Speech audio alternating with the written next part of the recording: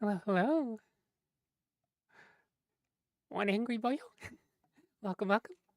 Starwind, it's good to see you. Fedora Man. Hello, hello. Welcome, welcome.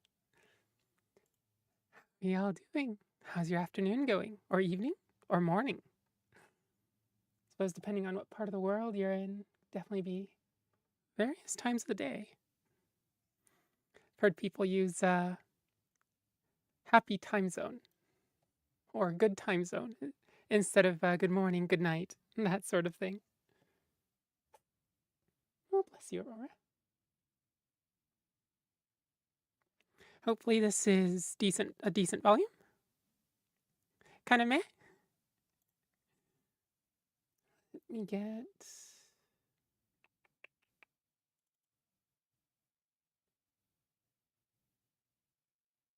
this going. There we go.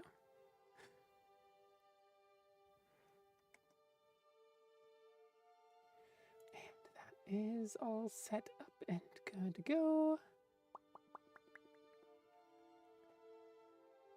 All right, I think I'm...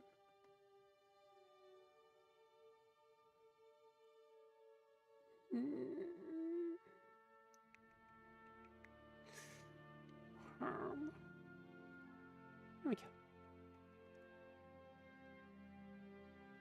I think that's it. Oh, I have to get that over here. And then I have to pause the monitoring streams. All right. Who got 200 plus subs? Yeah. Didn't quite make it last stream, but I think I think that night after stream, we got to 200, and then it went to 205, and I think we're sitting at 208 now. So yeah, decent progress. Heck yeah. I want to put out more videos a little more quickly. I wish it was, if I could get 2 videos and 2 streams a week, I would be fairly happy.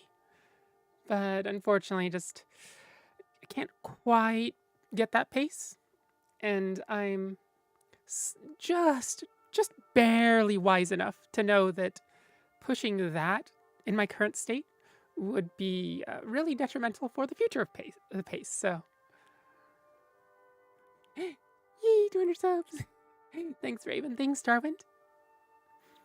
Thanks for continuing to support me too. Both of you have been along for the ride since fairly early in the channel, haven't you? Raven's been around since the violin days.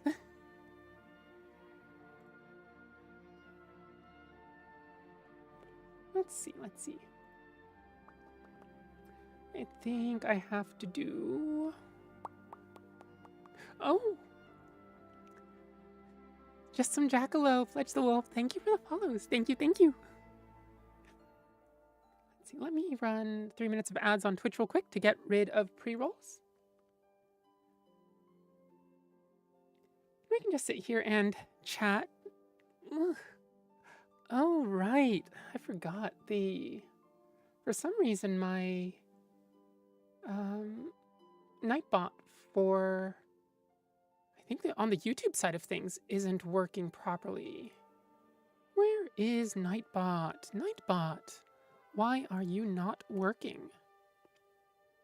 Just happy to be here. Thanks, Darwin. This is just a test command.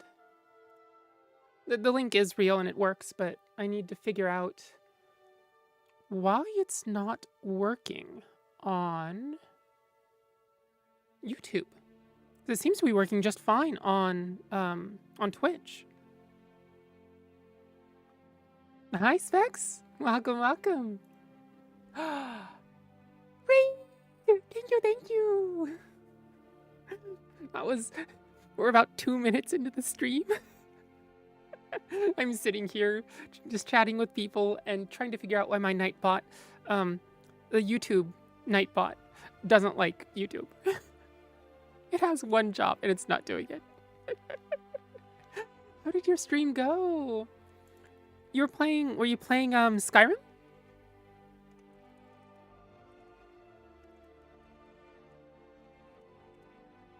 There we go. So, Specs does, I mean, streams a lot of games. But World of Warcraft sometimes, but also a lot of Elder Scrolls.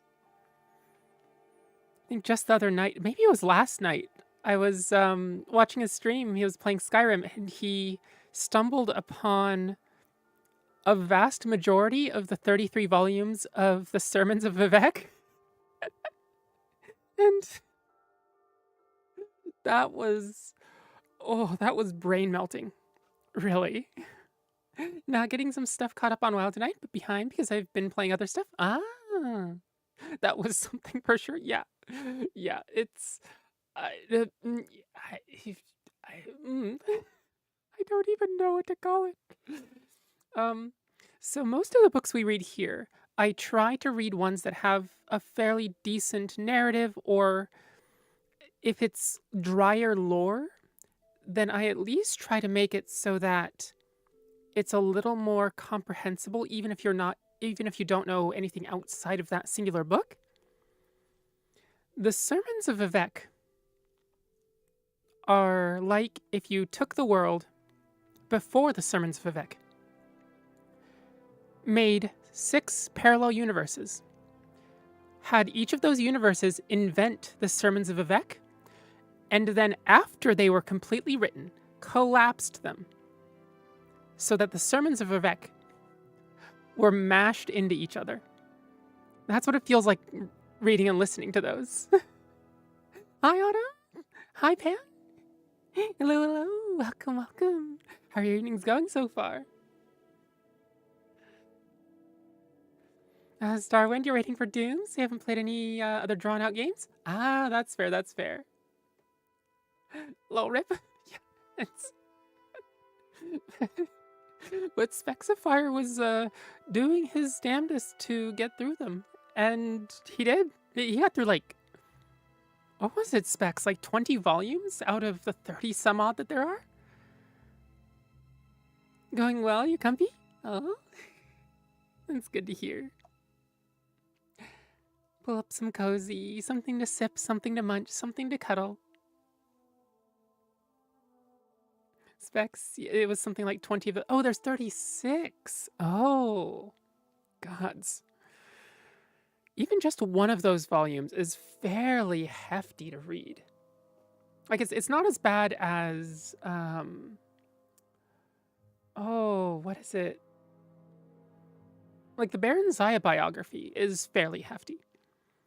But the Sermons of Vivek, gods. Oh, and it's not like you can read them and there's like a narrative there that's comprehensible. Like, you know, if you have a story, you read a sentence and it makes sense. And then the next sentence builds on that. And then the sentence after that builds on that. And then maybe you have a fourth sentence that goes back to something that you learned in the first and second sentences and ties them together, right? Like it's this sort of narrative building that goes on and tells a story. Whereas the Sermons of Vivek, something is building there. But I don't think it's a comprehensible anything, let alone a narrative. Hi, Sorzella. Hello, hello. Welcome, welcome. It's good to see you. Good evening to you. I hope it's going well. Specs, the Sermons of Vivek explained to us that Vivek is the sixth of language.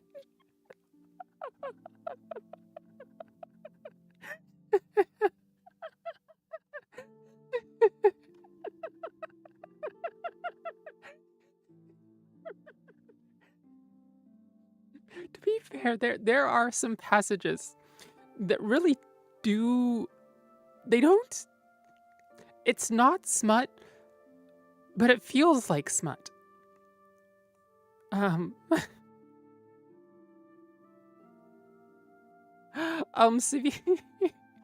Civi.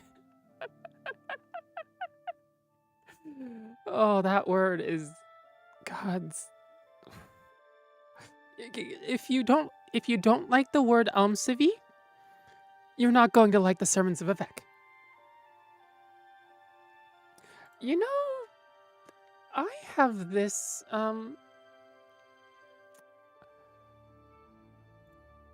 inkling, right? That the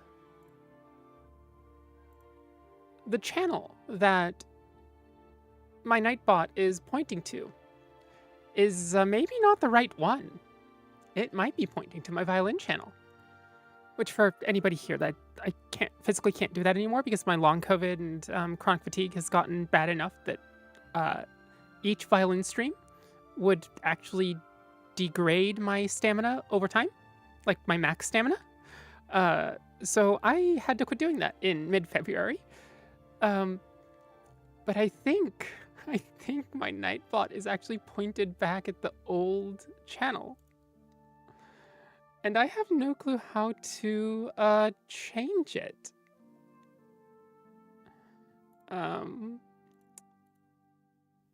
Well, I guess I know now, at least, and I can fix it later.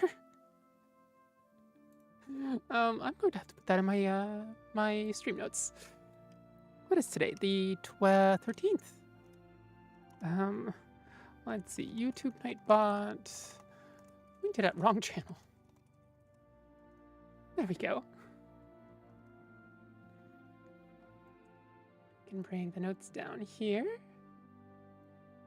And over here. Mithundar. Welcome, welcome. Oh, I suppose I should really introduce myself, shouldn't I? So my name's Octavia con amore. I'm the Succubard of this library. Succubus, but, you know that turns out there's easier, less strenuous ways to get people's energy. Turns out people really like being read to. So, I read Elder Scrolls books. But not the Sermons of Vivek. I'll leave that to Specs. Or we can have like a special, I don't know, like 1,000 follows celebration or something. And just yeah.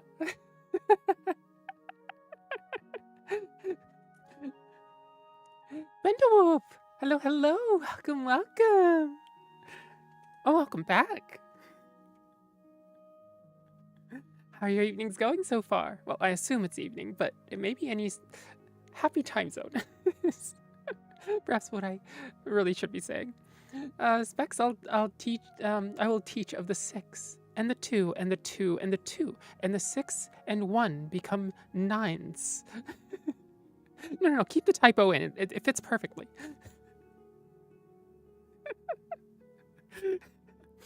Specs was an absolute trooper last night. Like, he was... Oh... I'm fairly sure that he spent a good hour on reading those... reading the sermons. It was bad.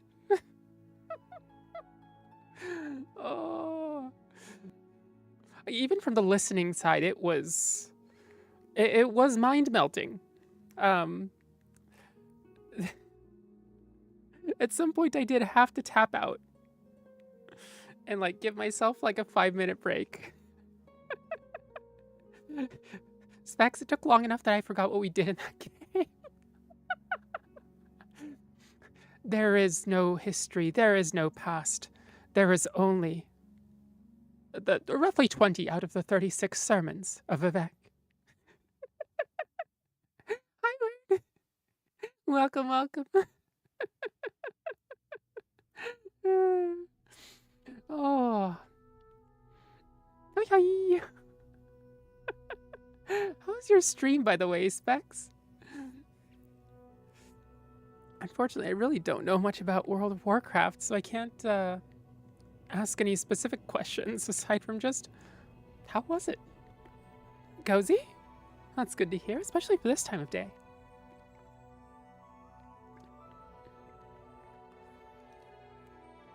Just one of those, not timed, but, like daily quest streams. It's okay, you don't have to worry about knowing about WoW. I'll yap more than enough about it on my own. That's fair, that's fair. It's one of the best things about Specs' streams is it's not, he says yap. It's not just like completely unrelated yap. It gets into a lot of interesting things, whether it's about the game or whether it's, well, whether it's about in-game stuff or whether it's more about game design and the industry at large and that sort of thing.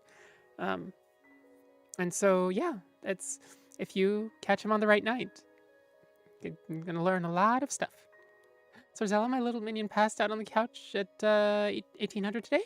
Guess he got tired for his mom and dad from being on vacation as we did. Oh, how was it? I didn't even realize you were on vacation. When you said vacation, I thought you just meant off of work. Oh, Raven, oh, lady, I'm heading to bed already. Wow, that's surprising. But night, night, Raven. Sleep well. Sweet dreams. Just wanted to share that mostly and say hello to you. Don't feel too good. Oh, that's why. Okay. I hope you recover quickly. So Zella, it was rough. We kickstarted potty training. It was a staycation. Oh, okay, right, the potty training. Oh, good luck. I wish you the least friction. Yeah. Specs, what's the Parthenax quote? Debate and philosophy is an easy trap for Adova. That's fair. That is fair. It's, Parthenax does like to talk, but not everything he says is absolute, you know, just bleh. He has some interesting things to say.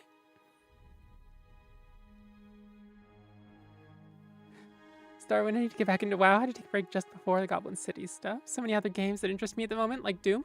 Yeah. Like, gods, even only being interested in some of the games coming out, it's still super hard to keep up. Like, I mean, so I have the reading streams, right? And I have to record for the videos. But I also really, really want to eventually get and play the Oblivion remaster because I've never played Oblivion before. And so it would actually be like, I know the lore, I know some of what happens, but I've never experienced it. And so like, I really, really want to play it, right? But you know, right now, can't get it. Once it goes on like 50% sale, I might consider it. And like Skyrim and, you know, and also Skyblivion when it comes out too, like that's waiting for that, maybe sometime later this year or early next year. Morrowind, man, yeah. Word, you missed Oblivion as well? Ah. That makes sense though. It's honestly like everybody was raving about Skyrim when it came out. It took me, I think, 11 years. It took me 11 years and a literal worldwide pandemic for me to finally sit down and figure out that I was ADHD, trans, and also to play Skyrim. And then I got into modding Skyrim, and I don't know if I have the stamina for modding Skyrim anymore. I really want to. I have a mod list that absolutely needs work and is a wonderful mod list, but really needs a little tender love and care and attention and pruning, and also some stream friendlyification. Maybe some of the stuff in there wouldn't fly on even an 18+ stream. Yeah, so, you know, on one hand, Oblivion, $50. On the other hand, Skyrim, 500 mod list, that is currently absolutely broken. So, That's only 2 of the games I'm interested in, right? Like, we have Hades too. Goes with Atlantis. Welcome, welcome. Thanks for the first time chat. It really does take so long. Oh, and thanks for the follow 2 minutes ago. I was too busy yapping. I'm sorry. Welcome to the library. Hope you find it cozy here. Modding takes so long. Yeah, it absolutely does. Uh, Word, 3 big events there. Yeah, Star went damn. Yep, yep, yep. It's, you know, takes a lot, evidently, for me to sit down and do certain things. Specs, I put far too much time into my mod list, which is why I need to be beaten so I can finally be done with it. Oh, so it can be beaten, yeah. Specs, what do you mean wouldn't fly? Look. Your Falmer? The Falmer in your version of Skyrim with the nice racks? And no support? Would be the least of my worries. My Falmer don't have that. I've never thought to do that to them. But there would be many other things. Even if I didn't do anything. Even if I could figure out how to get body mods on there and take armor loot off of NPCs without actually stripping them naked. Even if that didn't happen. The NPCs just may be in random rooms having fun. So yeah, there's that. Really increases the realism and like the immersion because, you know, gives NPCs more just life. But I don't know what Twitch would think about it, especially if I didn't hear them beforehand and just stumble into the room. And that's not just a room, it can happen anywhere. I've walked into Bleak Falls Barrow and the first 2 NPCs are sitting there having too much fun. They're wrestling. Yeah, they're wrestling. Collaborative wrestling. Yes. Collaborative wrestling. Not competitive wrestling. Collaborative.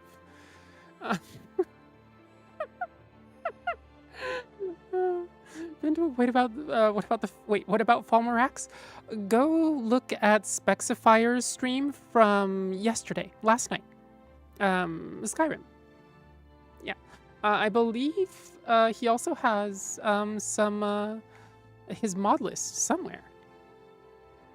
Specs is something you can't see on the Discovery Channel.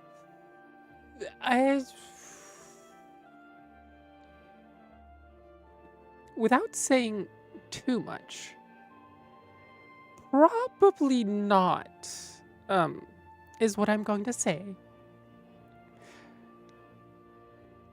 Specs is pinned on Discord? Ah, that works. Word-based mod list from Specs? Yeah, that's a good mod list. It's, I think my mod list is... It doesn't do that to, like, more monster-y enemies. Definitely does that to humans, although, like, I try to keep the proportions, I don't say tasteful. There's nothing tasteful about a Succubard's Skyrim mod list, right? But workable, at least within the bounds of physics working, and you know, this sort of physics not totally breaking the game and crashing it. So yeah.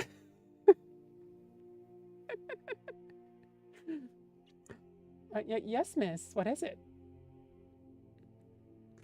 Specs have got everyone from supermodels to bears in mind. What sort of bears? The sort of bears I can take or the sort of bears I can take?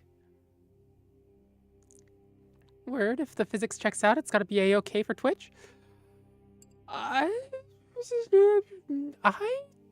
don't think so. Probably not.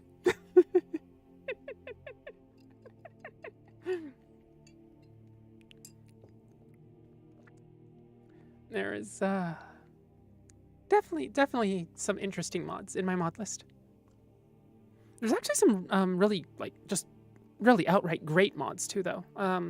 There is no Umbra is a great quest chain, and also the Serana dialogue add-on is another just work of art and passion and love, and has a real voice actress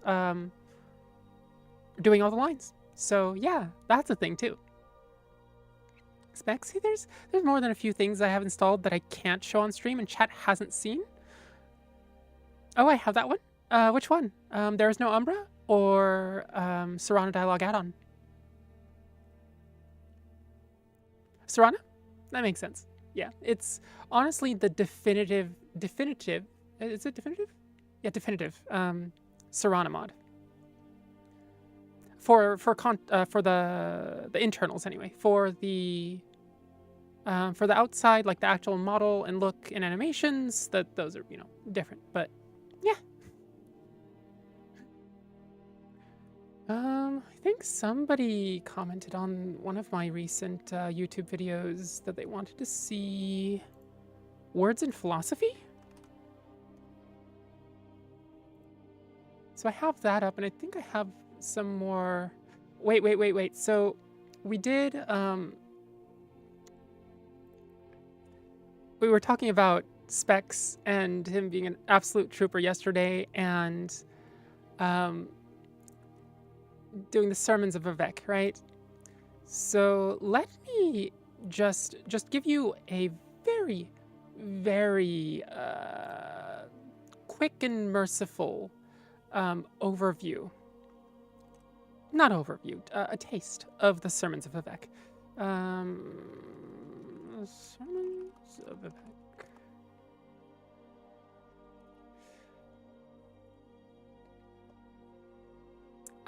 Okay, so. I'm only going to read the first, a portion of number 1 out of 36, right? This is called the Sermons of Vivek. Sermon 1. He was born in the ash among the Velothi, Anonkeimer, before the war with the northern men. Eum came first to the village of the Nechimen, and her shadow was that of Boethia, who was the prince of plots, and things unknown and known would fold themselves around her until they were like stars or the messages of stars. Eum took a Nechimen's wife and said, I am the face-snaked queen of the 3-in-1. If you is an image and a 7-syllable name, I am I Seti I Vek, which you will repeat to it until mystery comes. Then I am through the Nechimen's wife into the ocean water, where dregs took her into castles of glass and coral.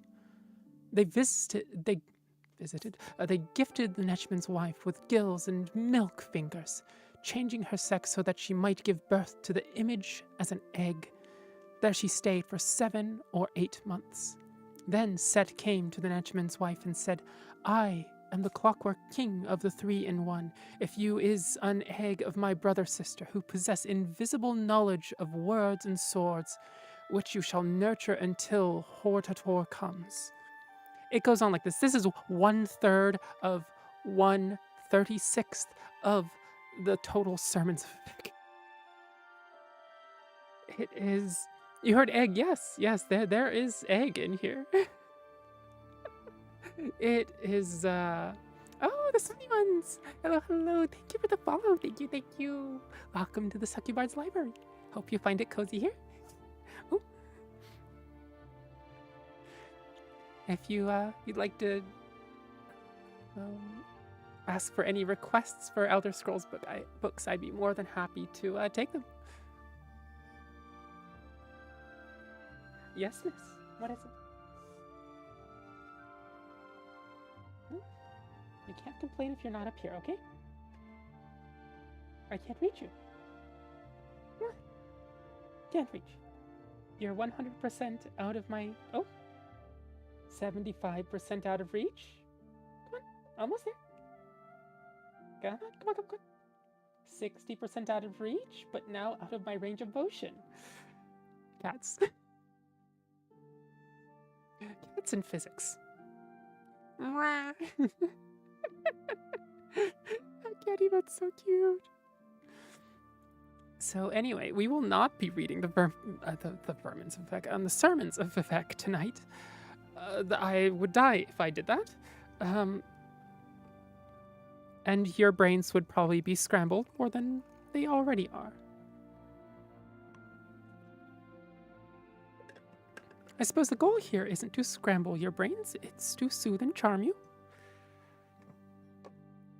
Which generally the sermons of Vivek aren't particularly conducive to. Ooh, tea is hot. Curlon TV? Welcome, welcome. Thanks for the first time chat. It's times for Eve's scrambled brain is what I'm up for. Oh. We'll have to get the scrambling process just right, nice and gentle, with some butter. Maybe more folded than scrambled. Yeah.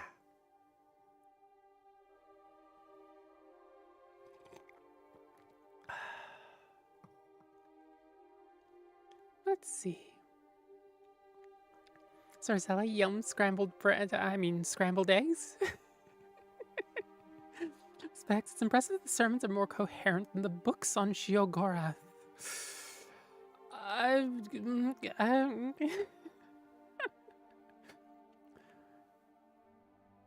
wonder, I have... Munch? Okay, I will munch.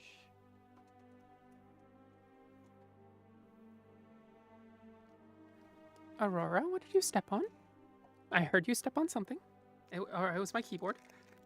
Okay, I'm going to munch just a little bit. Sorry for the noises. I have been commanded to munch, and I cannot.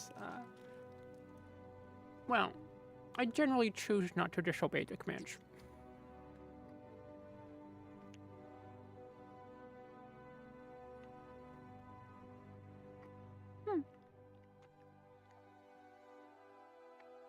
And I get my brains done over medium? That's fair, that's fair. Over medium is my preference too. The other preference, so most people think scrambled eggs, and they think, you know, the sort where there's like more, it gets sort of clumped up. It's, yeah. Mine is more gently stirred as it cooks, kind of like an omelet, but not just left there. You gently stir it, and then it folds the butter into these really nice soft folds. It's called tamagoyaki in Japan. And yeah, and then you put some brown sugar and a part of a pinch of salt to bring the sugar out. And if you really want, you can put some broth in there as well to get that folded in. Possessed, Octavia? Possessed? Wait, why am I possessed? Is it because I don't choose to disobey the munch command? Or did my model do something weird? Damn, I'm kind of wanting brains now? Right. What have I started? I'm a succubus, not a zombie. Model spazzed out? Oh. It's probably because I turned probably 150 degrees. And this tracking does not handle that well. At all.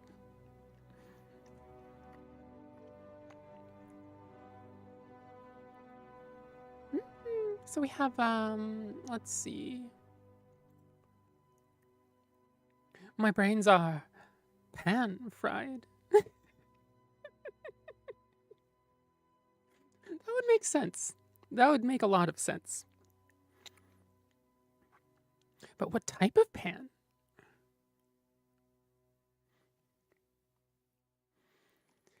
So we have words and philosophy, we have magic from the sky, the art of war magic, the predecessors, the night of the nine, fire and darkness. Oh, Benta Whoop, gotta go now? Have a good stream? Okay, thanks for dropping in. Have a good rest of the time zone. Let's see, let's see. Let's do Fire and Darkness, the Brotherhood of Death first. This is about the Morag Tong and the Dark Brotherhood. I thought we had a book about Sheogorath around here somewhere, but I can't seem to find it. So for now, I'll just do these.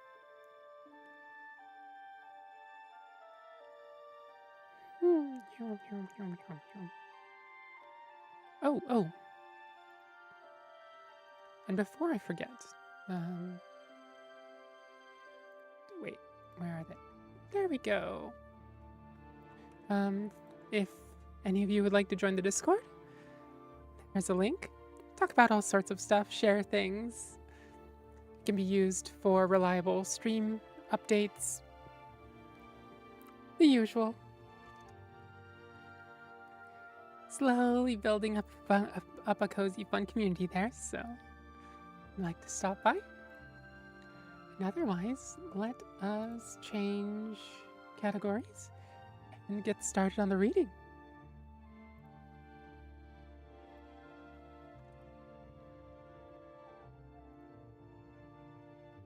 I heard Morag Tong. You did indeed, Vilafar. Welcome, welcome. It's good to see you again. We are about to read Fire and Darkness, the Brotherhoods of Death.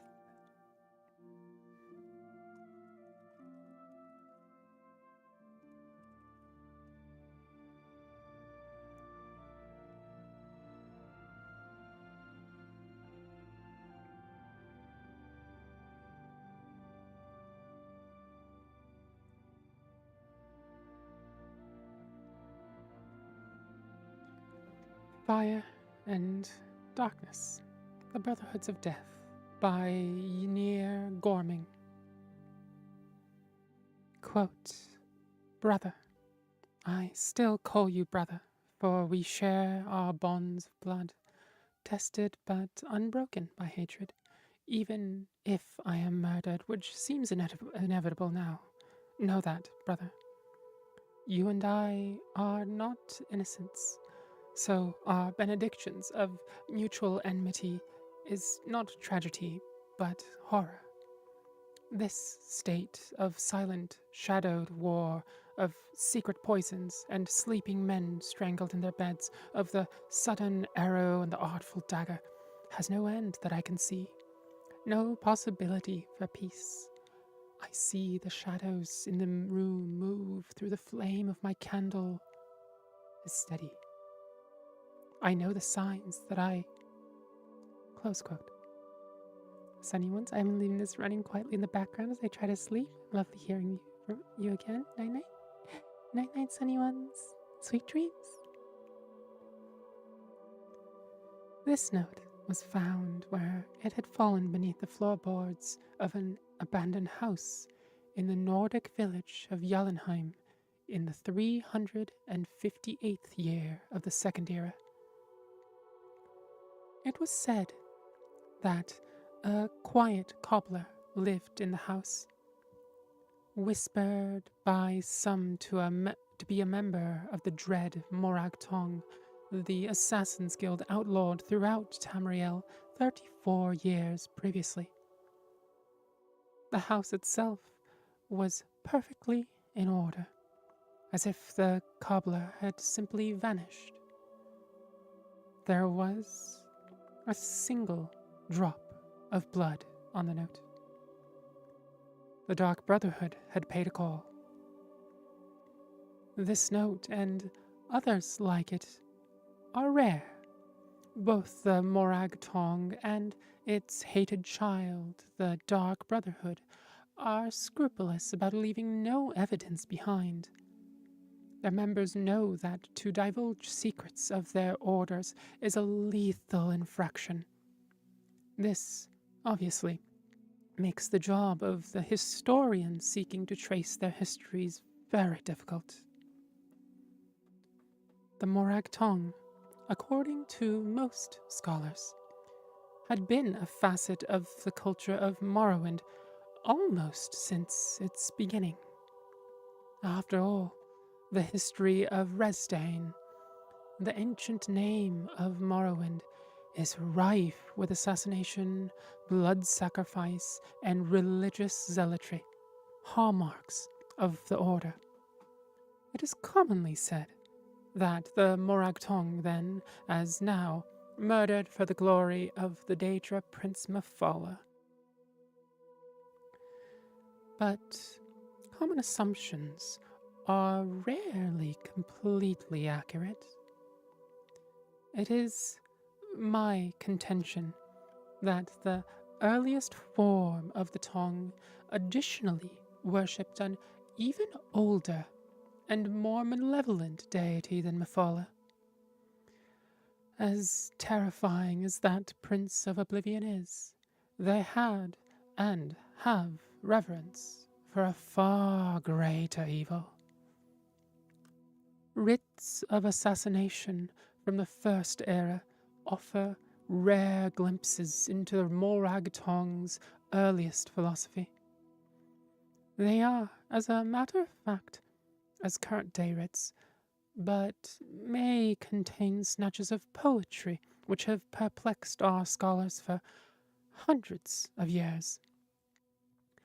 Lisping sibilant hisses, ether's sweet sway, rancid kiss of passing sin, and other strange, almost insane insertions into the writs were codes for the names of the person to be assassinated, their location, or the time at which death was to come.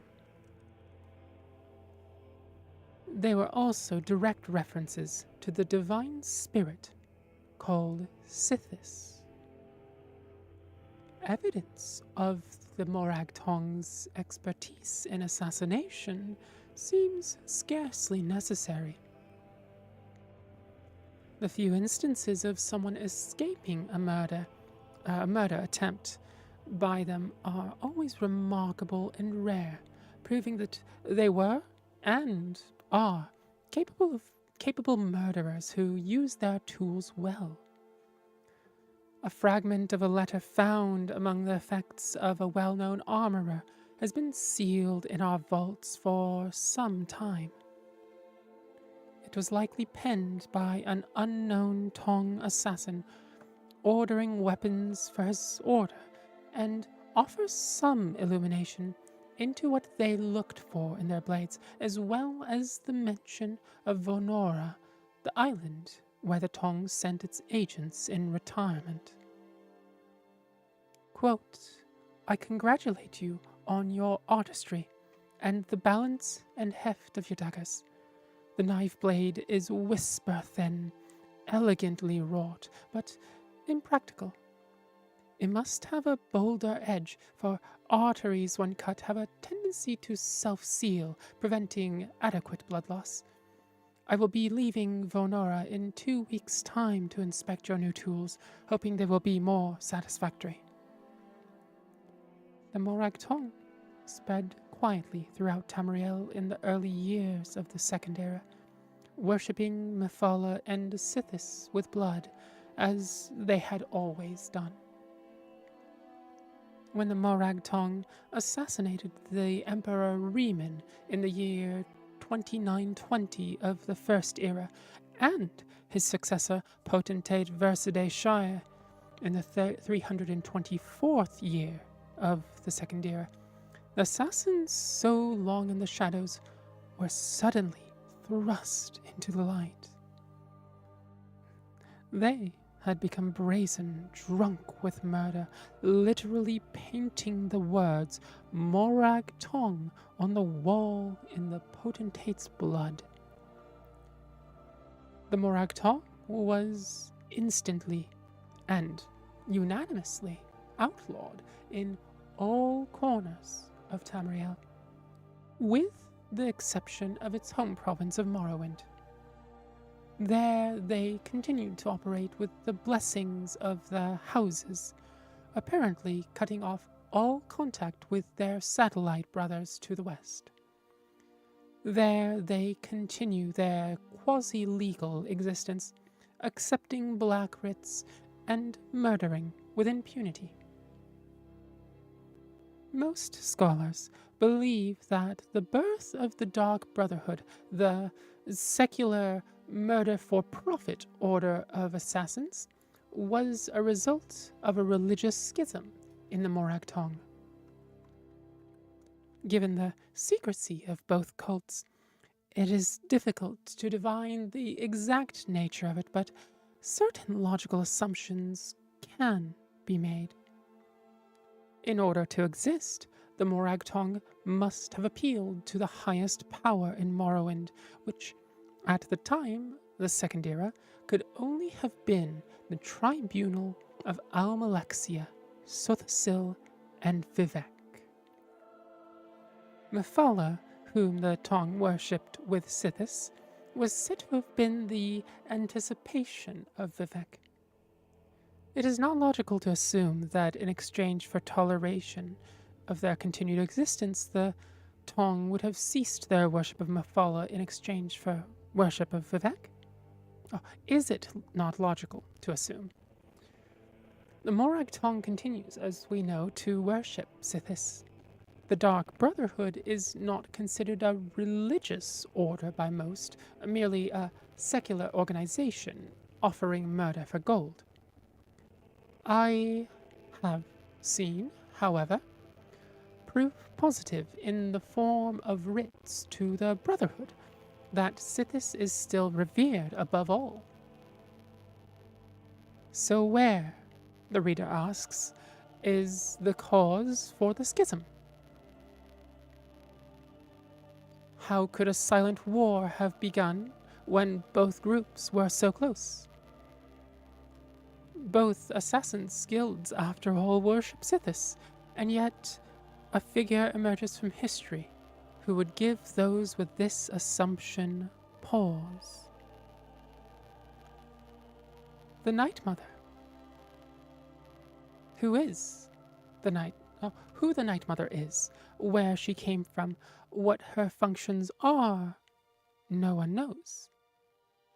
Karlovac Townway, in his generally well-researched historical fiction 2920, The Last Year of the First Era, tries to make her the leader of the Morag Tong.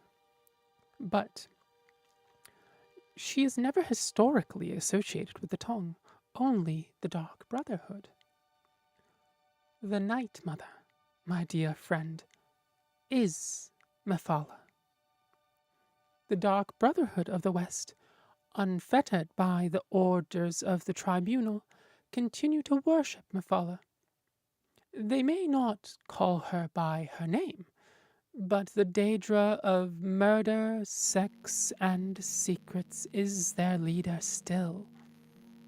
And they did not, and still do not, to this day, forgive their brethren for casting her aside.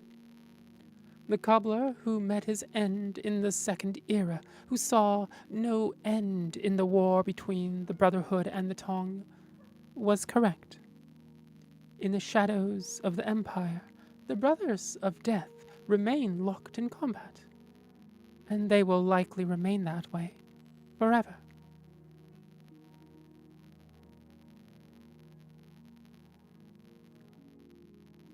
And that was Fire and Darkness, the Brotherhoods of Death. Vilafar, I love the Morag Tong. I hope them and the Kuvaste make an appearance in the next Elder Scrolls game, especially the Kuvaste. I don't think they ever made a direct appearance in an Elder Scrolls game. Now that the Brotherhood is in decline from Skyrim, maybe we'll get a different assassin group. That would be interesting. I suppose even in the canonical Dark Brotherhood storyline of Skyrim, it's most of the Assassin's Guild is dead, the Dark Brotherhood, and it's potentially just that the last Dragonborn is the last member of the Dark Brotherhood, along with the Night Mother. At the very least, her body is still not destroyed. So, my apologies for you being very demanding. She had one of my hands until she stepped off the stool. But word, bedtime for me. Thanks for the reading, making late night work not miserable. My pleasure. I'm glad I could help a little bit. Night night and sweet dreams. Thanks for coming. Now, Vilifar, it would be really interesting to get a new Assassin's Guild, because I know, at the very least in Oblivion and Skyrim, there is the Dark Brotherhood. And the Morag Tong don't really get the light of day except for Elder Scrolls Online. Am I right in saying that? And then Morrowind does Morrowind have both the Morag Tong and the Dark Brotherhood? Or is it just the Dark Brotherhood? Yes. What? You're getting my attention.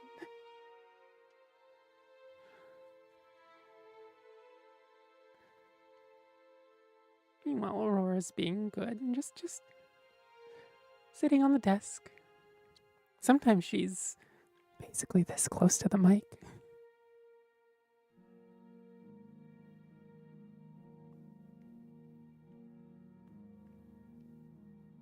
Red Sparrow? I'd love a new Assassin's Guild. It'd be cool to have a bandit or barbarian quest line too. A bandit quest line? That would be interesting. Because the barbarian quest line I could see being fulfilled by the Warriors Guild.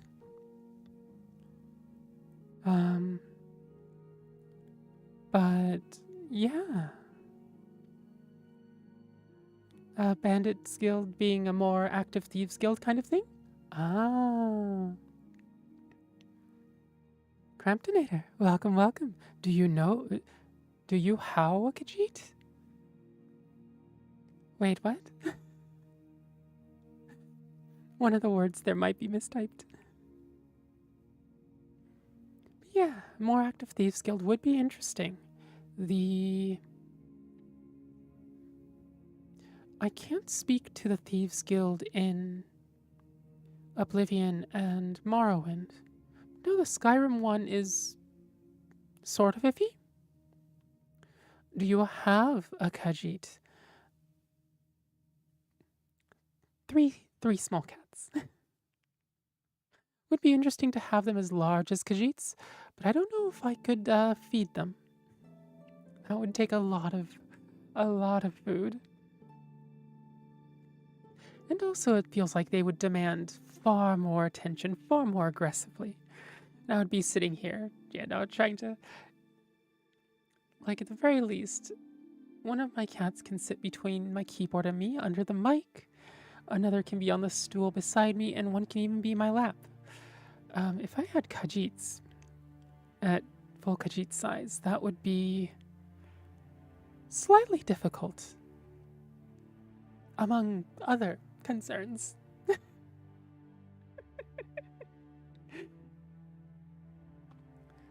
Red Sparrow and Starfield, they had a pirate guild you could join, so it'd be cool to have a lawless bandit quest line to do to play a different kind of chaos. I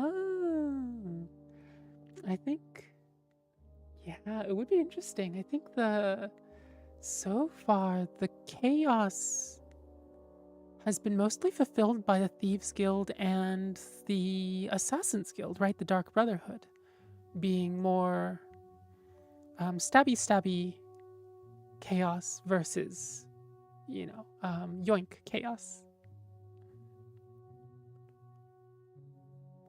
Then again, I suppose the Skyrim Warriors Guild quest line is also yoink and stabby. I don't know.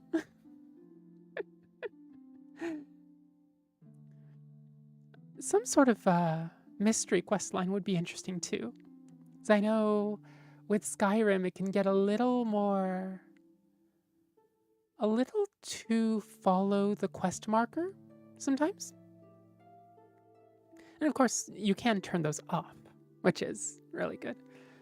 But I think there's some mod quests that have decent quest lines that don't just yank you along like you have a leash and just like drag you to the next quest marker location.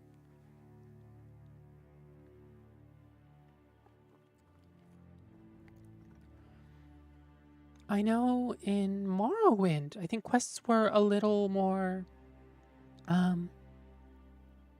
involved and vague, right?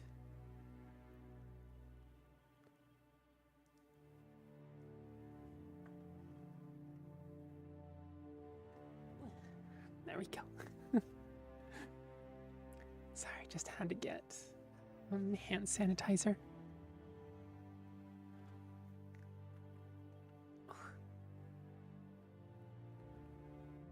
So that was Fire and Darkness. Do we want to do another Dark Brotherhood one? Or do we want to do Words and Philosophy? Or perhaps one of the other books that I have ready tonight?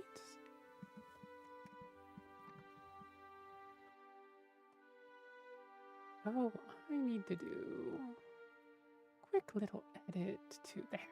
I need to remove that line. And that line.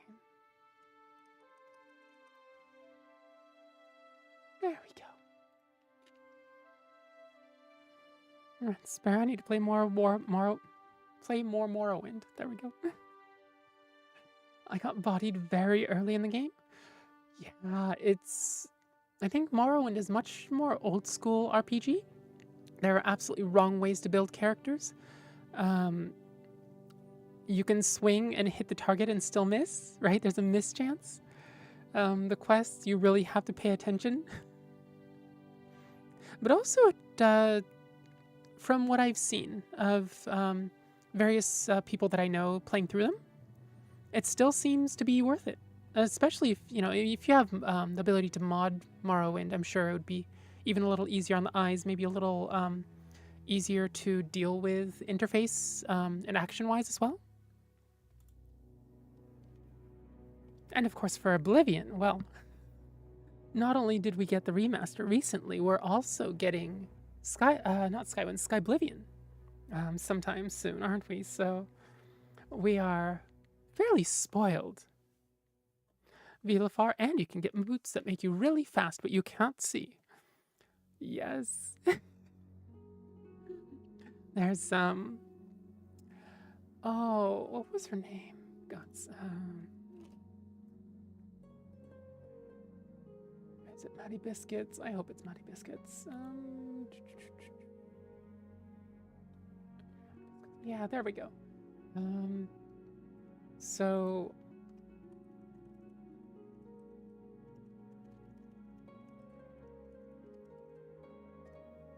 that should be the right. Yep, that's the right one.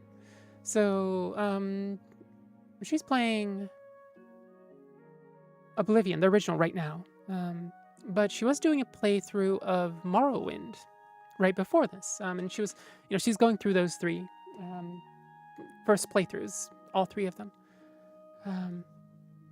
But yeah, it was part of the playthrough was played on those very fast boots sometimes when she would have to do some overland treks. And, kitty ears. Kitty ears.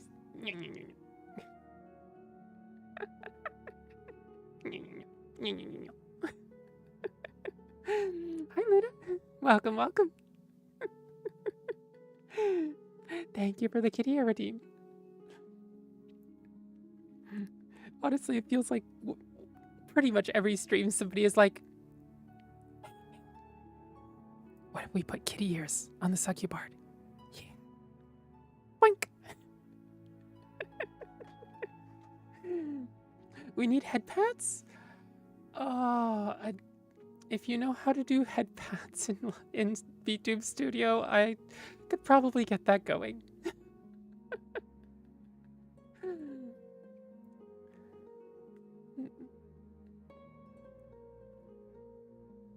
Let's see. Okay. Actually, let me do 3 minutes of ads real quick just to get pre-rolls off. And then we will do another story. See you in 3 Twitch. YouTube, you're here. Yeah, it doesn't really matter to you, so never mind. Now you are Khajiit. It's just to blend in with the Khajiit. Yeah. I'm a Succubard, but you know, I have various ways that I blend in. Otherwise, people would, go, "Oh no, succubus!" I don't know what they'd do to me. I haven't ever really checked, but I'm a little too afraid to ask now. So blend in. Yep.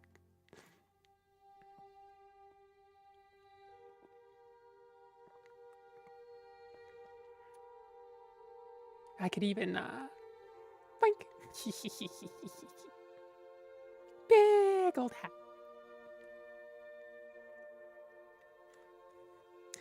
Luna, if you aren't putting kitty ears on the Succubard, are you even watching stream? That's fair. That's fair. I wish I could have a few more controls for people to like a few more, maybe not full outfits, but various things, right? Maybe the dead mom braids as another hairstyle and various accessories and stuff. Are there succubi in the Elder Scrolls? I actually don't know.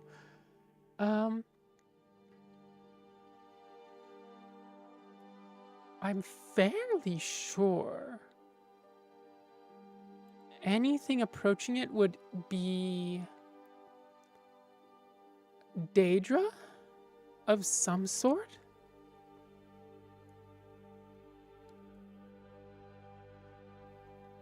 But I don't know. I mean, like, the Saints and Seducers would sound like they would fit the bill, but I don't know that they do. Luna, accessories? Yeah, accessories. Yeah.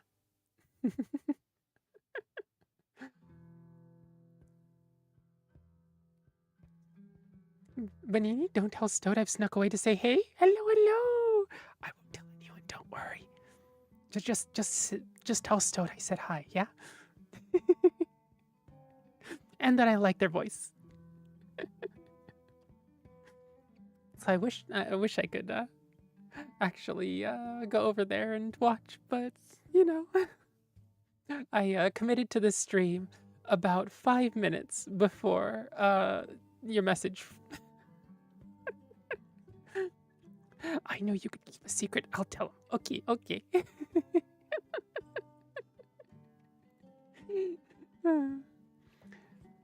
Yeah, Luna, right now there's the kitty ears, and then there's the hat, and then there is the hair, right?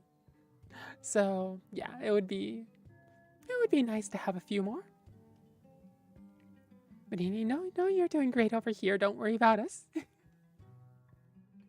Thank you. Okay. My hair's so pretty. Oh, thank you. It's let the hair down toggle. It's in canon. I tend to wear the dead mom braid, but instead of a 3-strand, I actually do a 2-strand. Because a 3-strand, it's hard for me to not get a kink in the middle of it. Like it just feels impossible to iron that kink out. So instead of a 3-strand, I just do a 2-strand. And it works. Maybe I'll just do this too. There we go. Very, very different look from my usual.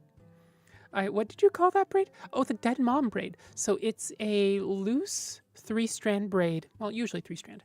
It's a loose braid over one shoulder. if you look at anime moms that are already dead or are slated for death at some point, you will see that overwhelmingly they have a loose braid over one shoulder. But also, I adore the hell out of it because, like, it has a certain, I mean, it does have the motherly quality to it, but also it's sort of a mature, sultry look as well. And so it's one that I prefer.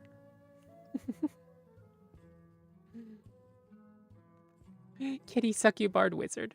Yeah. You know, I have to blend in with the Khajiit members of the Mages Guild. Yeah, that's what we're going for. I think probably maybe. Don't tell anyone. Wait, no, tell everybody. Send them to the channel.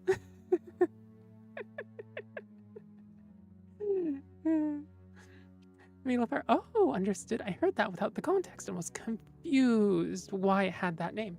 Yeah, the Dead Mom braid.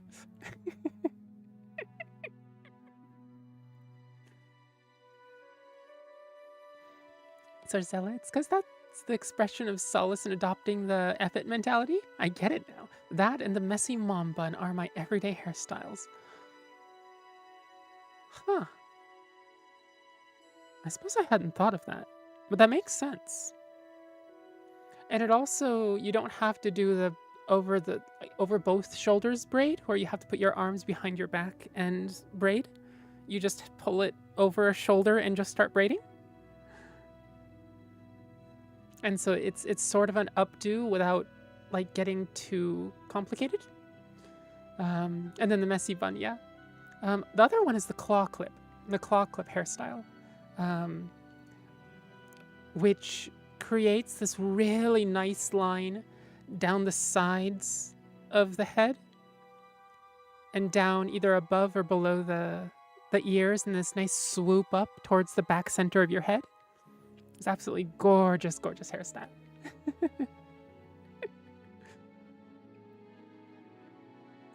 So Rosalie, you're just way too tired to care about that hair, so that braid was probably done about 3 or 4 days prior. I feel that. As somebody with a chronic condition, my braid does not get brushed out every night. It does get brushed out every 2 to 3 days, but I do usually ask it to hold for a little while. I do put what do you call it? A hairband there to help it hold, but I definitely feel the braid going 2 to 3 days thing, or 3 or 4 days. And sometimes I wish I could just walk into a hair salon and be like, dye my hair and make it the cutest feminist hairstyle you can.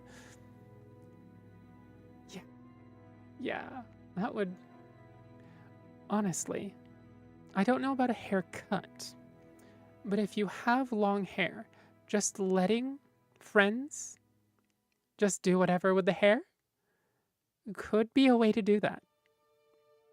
I don't know how many friends you have in meat space that you'd be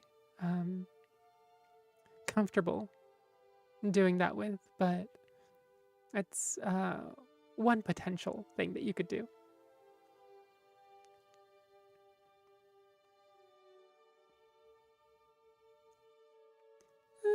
Let's see. Hello, Bams. What is it? Do you need pets too? Do you need lap time?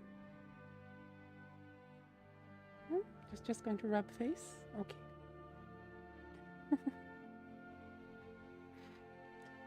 Let's see. Oh, is that sneeze?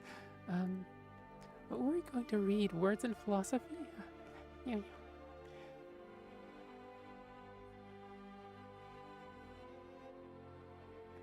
Oh, I love having a mixer so you don't have to hear me sneeze right into the mic. Speaking of, I also have the Art of War Magic as well. I'll probably read Words in Philosophy and then something like that. Well, okay, here. Into the lap you go.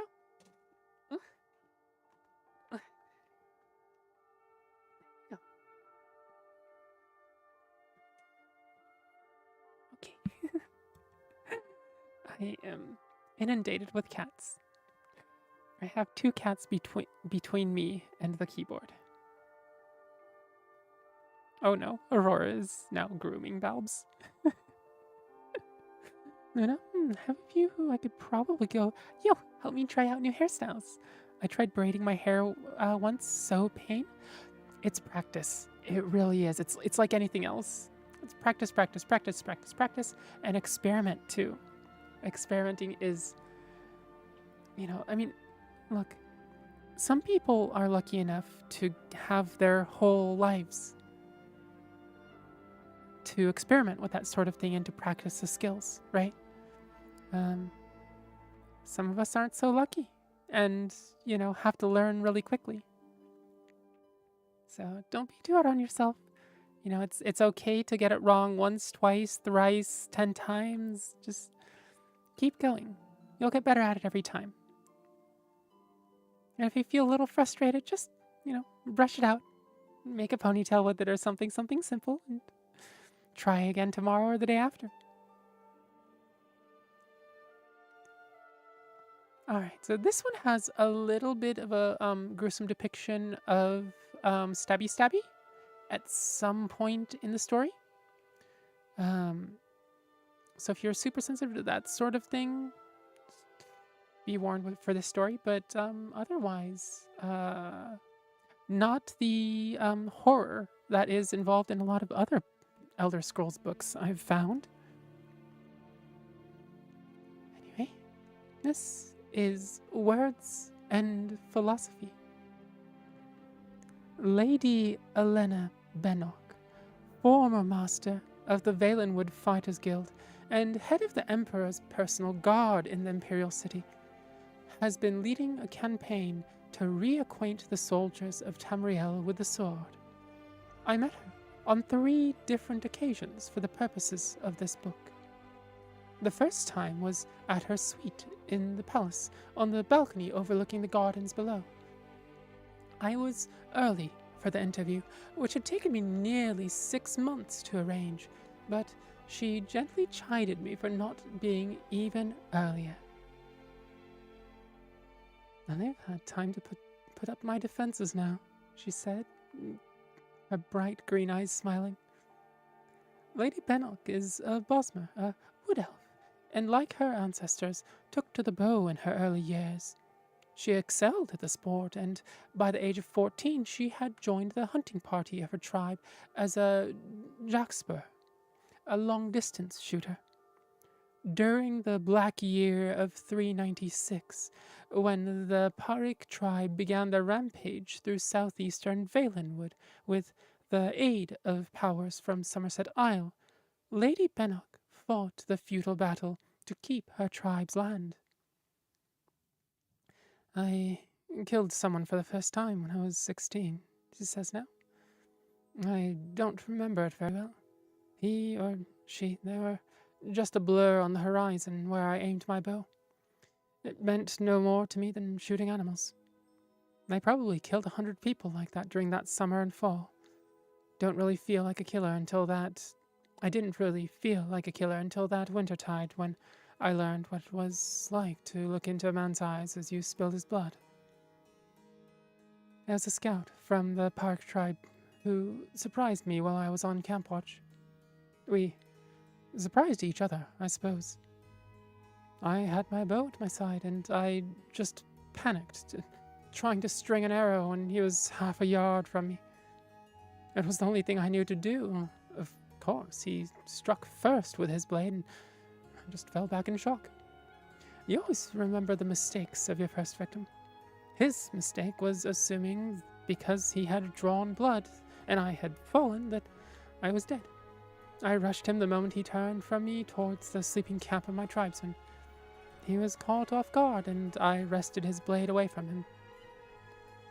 I don't know how many times I've stabbed him. By the time I stopped when the next watch came to relieve me, my arms were black and blue with strain. There wasn't a solid piece left of him. You see, I had no concept of how to fight or how much it took to kill a man.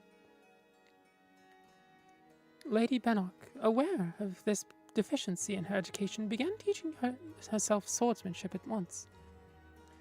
You can't learn how to use a sword in Valenwood, she says. Which isn't to say Bosmer can't use blades, but are largely self-taught.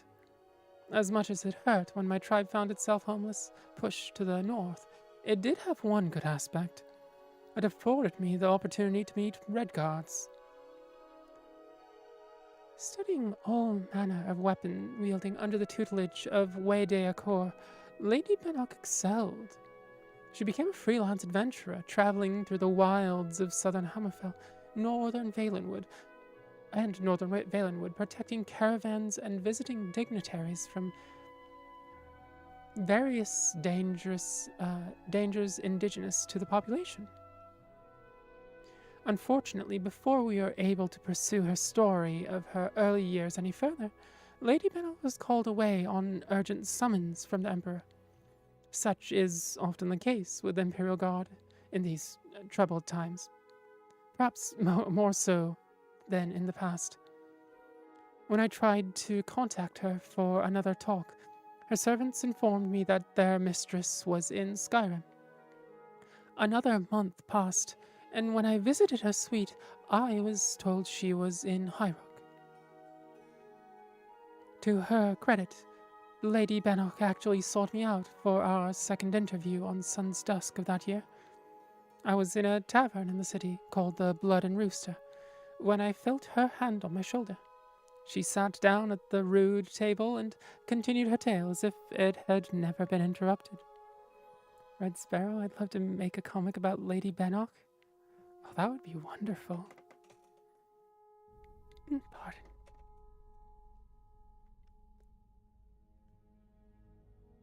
She returned to the theme of her days as an adventurer and told me about the first time she ever felt confident with a sword. I owned, at that time, an enchanted daikatana, quite a good one, of Daedric metal. It wasn't an original akaviri, not even of design.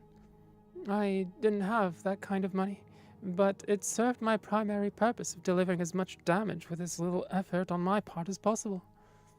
Acor had taught me how to fence, but when faced with a life or death situation, I always fell back on the old overhand wallop. A pack of orcs had stolen some gold from a local chieftain in Medite, and I went looking for them in one of the ubiquitous dungeons that dot the countryside in that region. There were the usual rats and giant spiders, and I was enough of a veteran by then to dispatch them with relative ease. The problem came when I found myself in a pitch-black room, and all around me I heard the grunt of orcs nearing in. I waved my sword around me, connecting with nothing, hearing their footsteps coming ever nearer. Somehow, I managed to hold back my fear and to remember the simple exercises Master Acor had taught me. I listened, stepped sideways, swung, twisted, stepped forward, swung a circle, turned around, sidestepped, swung. My instinct was right. The orcs had gathered in a circle around me, and when I found light, I saw that they were all dead. That's when I focused on my study of swordplay. I'm stupid enough to require a near-death experience to see the practical purposes, you see. Lady Bennock spent the remainder of the interview responding in her typically blunt way to the veracity of various myths that surrounded her and her career. It was true that she became the master of the Valenwood Fighters Guild after winning a duel with the former master, who was a stooge of the Imperial Battle Mage, the traitor Yagar Tharn. It was not true that she was the one responsible for the Valenwood Guild's disintegration 2 years later. Quote, actually, the membership in the Valenwood chapter was healthy, but in Tamriel overall, the mood was not conducive for the continued existence of a non-partisan organization of freelance warriors. Close quote. It was true that she first came to the Emperor's attention when she defended Queen Akorithi of Sentinel from a Breton assassin. It was not true that the assassin was hired by someone in the High Court of Daggerfall. Quote, at least, she said wryly, that has never been proven. Close quote. It was also true that she married her former servant Erkin after he had been in her service for 11 years. Quote, no one knows how to keep my weaponry honed like he does, she said. It's a practical business. I either had to give him a raise or marry him. The only story, I asked her, that she would neither admit nor refute was the one about Calaxis, the Emperor's bastard. When I brought up the name, she shrugged, professing no knowledge of the affair. I pressed on with the details of the story. Calaxis, though not in line for succession, had been given the Archbishopric of the One, a powerful position in the Imperial City, and indeed over all Tamriel, where that religion is honored.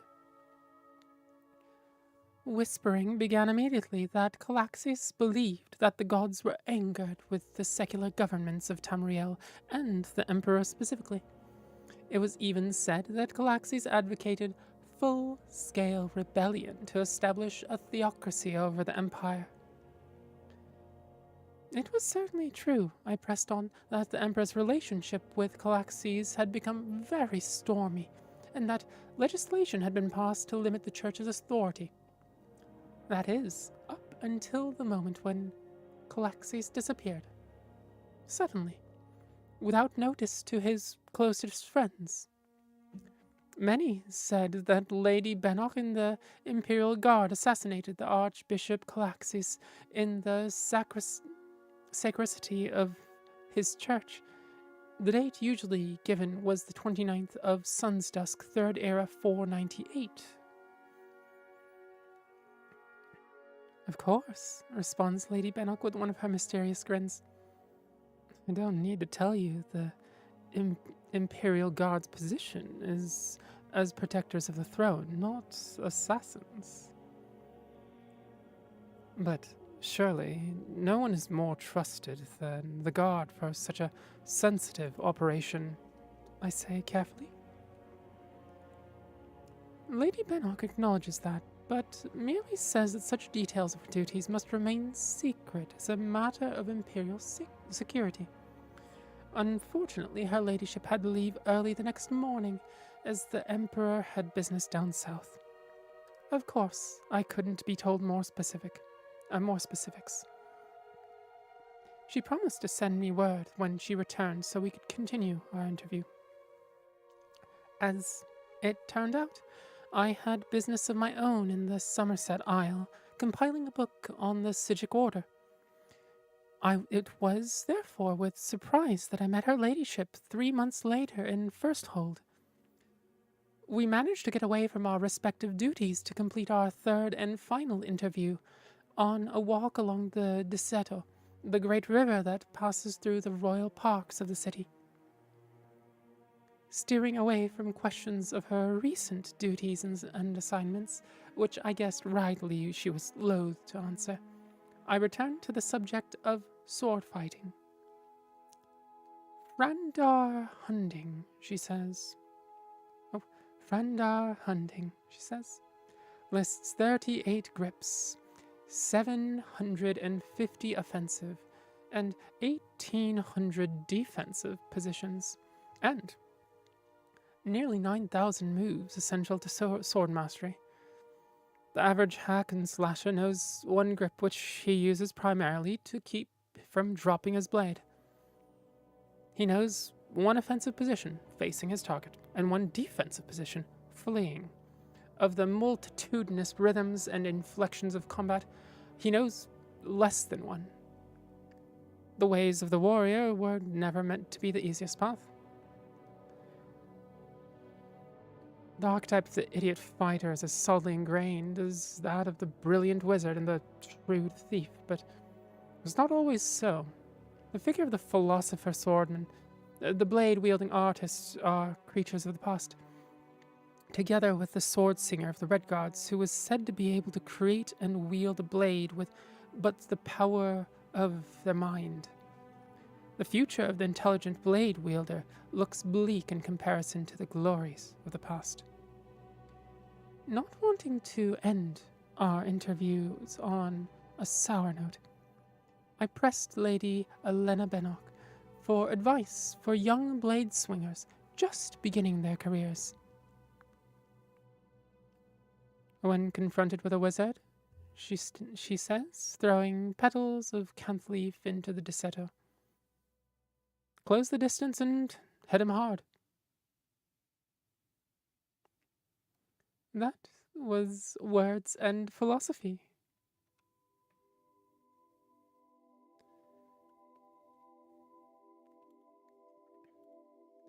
Luna, laughing my fucking ass off.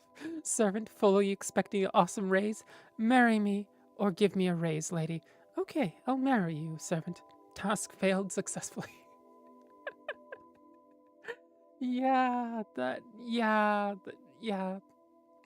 That's about right, isn't it?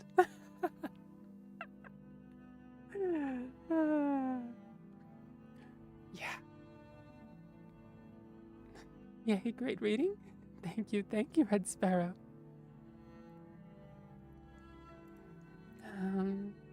What do we want to read next? It's kind of interesting. Bosmer. So, Lady Bennock is a Bosmer, right? One of the other Bosmer that I know is a protagonist is the, oh, what's its face? The rearguard. So speaking of, the very video that you commented on, Red Sparrow, is that protagonist is also a Bosmer, if memory serves, and his friend who deserted, right, and went back to Morrowind, so that, something about preferring a life as a wanted fugitive over a life in the cold of Skyrim.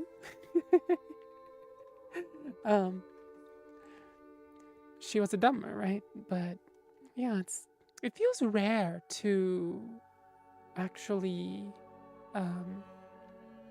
to have explicitly Bosmeri protagonists. Actually, if you have any other stories that you know that are from a Bosmeri's perspective. I suppose this one isn't, but it's really about Lady Bennock, right?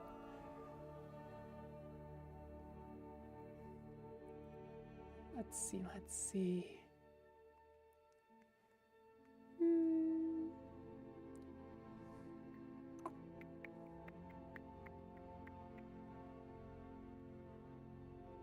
Wait a minute, I wonder. Ah, okay, that makes sense now. I was looking at a friend of mine's stream. She tends to stream in about 6 to 9 hours. And I got a notification from her channel, and it almost looked like one of her lives. It was just one of her videos. And so nothing that I could help with by plugging it, but... Or at least something that I can plug later, that isn't too time sensitive. Let's see.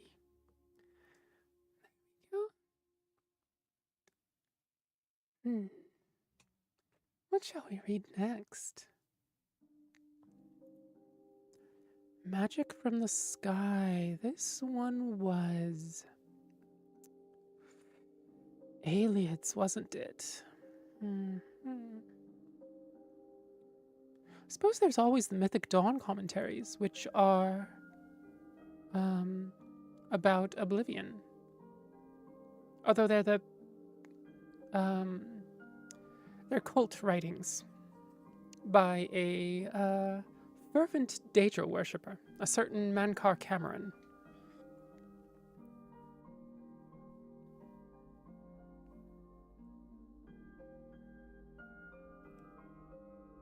It starts, "Greetings, novitiate, and know first a reassurance. Mankar Cameron was once like you, asleep, unwise, and protonymic. We mortals leave the dreaming sleep of birth the same, unmantled save for the symbiosis with our mothers, thus to practice and thus to rapprochement, until finally we might through new eyes leave our hearths without need or fear that she remains behind. In this moment we destroy her forever and enter the domain of Lord Dagon." And Mankar Cameron's belief is that the effectively the material realm, not the material realm, that's a D&D term, really. Tamriel Nirn, I guess, the main reality in Elder Scrolls, really rightfully belongs to Lord Mehrunes Dagon, who is one of the Daedric princes. And if you are playing Oblivion, then you will become very, very familiar with his work. Like, very familiar.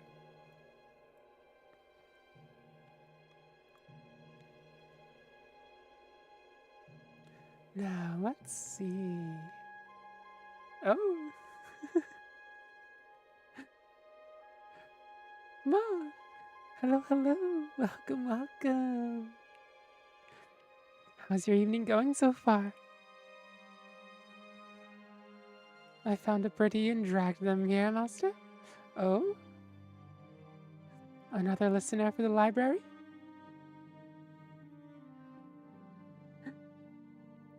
Red Sparrow. Everly Shawbarrow from Elder Scrolls Online is the only other Bosmer I've seen in prominence as a hero. That's a shame. It's like we get a lot of Altmer, a lot of Dunmer.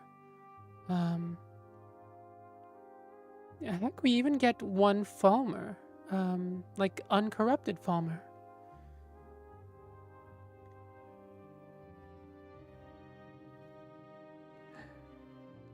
Let's see. What do we want to read next? We read Fire and Darkness. I'll mark that.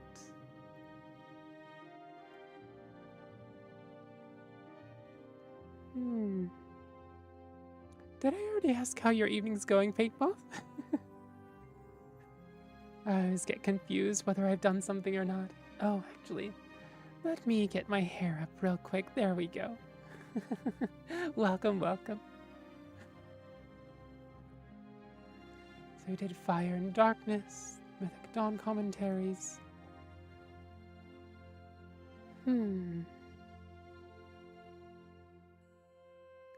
Provinces of Tamriel, the First Revolt, the Dragon Break. Ah.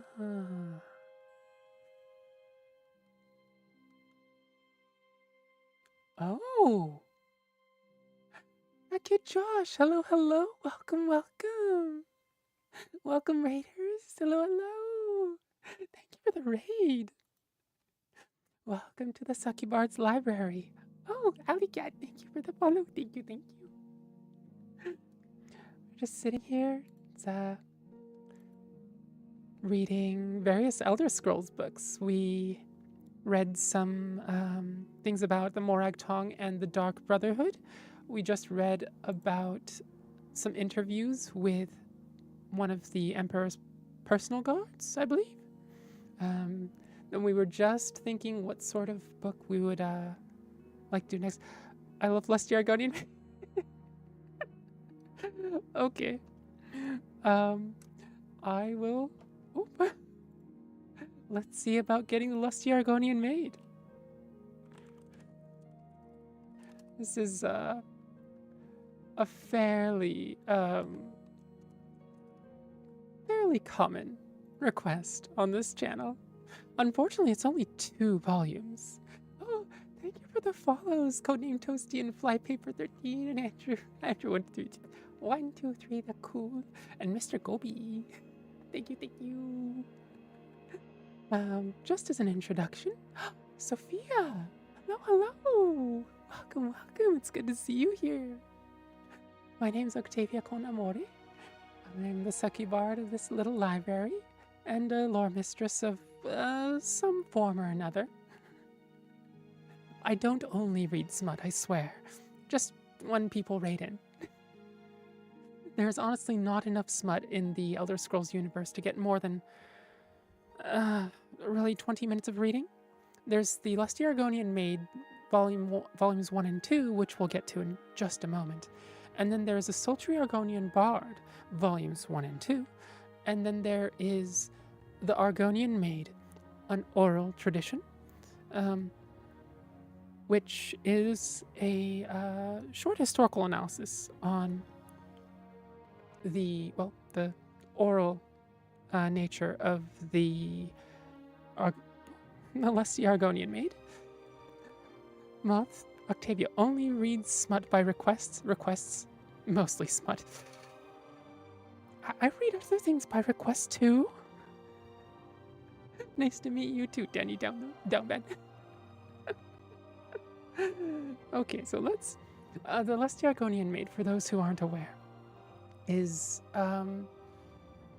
a very it's softcore smut is, I think, probably the best way to say it. And it takes the form of a in this case, a play.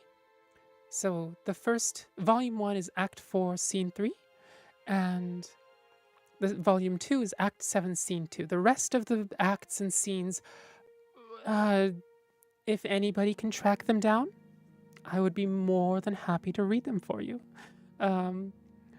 Unfortunately, this is all I have. So, it takes place between Lifts Her Tail, who is an Argonian, a scaly lizard lady, who is evidently a maid, in the house of Crontius Colto. Like Josh unfortunately got a raid and run, but I have a lovely stream. Oh, thank you. Make sure to do self-care, okay? After stream cooldown is no joke. Thank you, thank you. Red Sparrow, let's hope we get a musical of the Argonian Maid one day. God's head. Rip to whoever has to write that. Because the innuendo density of the Lusty Argonian Maid is diamonds. Diamonds. Anyway, this is Act 4, Scene 3, continued.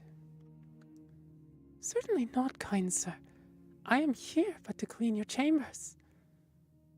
Is that all you've come here for, little one? My chambers? I have no idea what it is you imply, master. I am but a poor Argonian maid. So you are, my dumpling. And a good one at that. Such strong legs and shapely tail. You embarrass me, sir. Fear not, you're safe here with me. I must finish my cleaning, sir. The mistress will have my head if I do not. Cleaning, eh? I have something for you. Here, polish my spear. But it is huge. It could take me all night. Plenty of time, my sweet. Plenty of time. End of Act 4, Scene 3. Act 7, Scene 2. My goodness, that's quite a loaf. But however shall it fit my oven? This loaf isn't ready for baking, my sweet. It has yet to rise. If only we could hurry that along. How would I accomplish such a task? Oh, my foolish little Argonian maid, you must use her hands. You wish me to knead the loaf? Here. Of course. But what if the mistress catches me? Your loaf was meant to satisfy her appetite. Don't fret, my delicate flower. I'll satisfy the mistress's cravings later. Very well, but I'm afraid my oven isn't hot enough. It could take hours. Plenty of time, my sweet. Plenty of time. End of Act 7, Scene 2. And that is Volumes 1 and 2 of The Lusty Argonian Maid.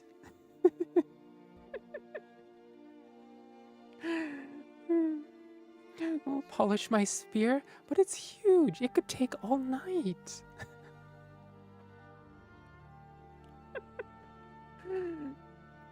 Luna, Octavia's RTX off model is so cute. Not as cute as the RTX on model. Oh, thank you, thank you.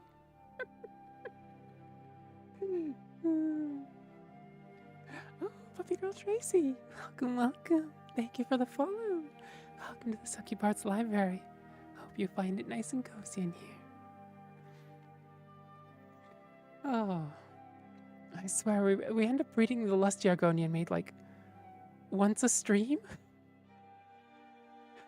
And I think it's an average of about once a stream because there are some streams where I don't read The Lusty Argonian Maid.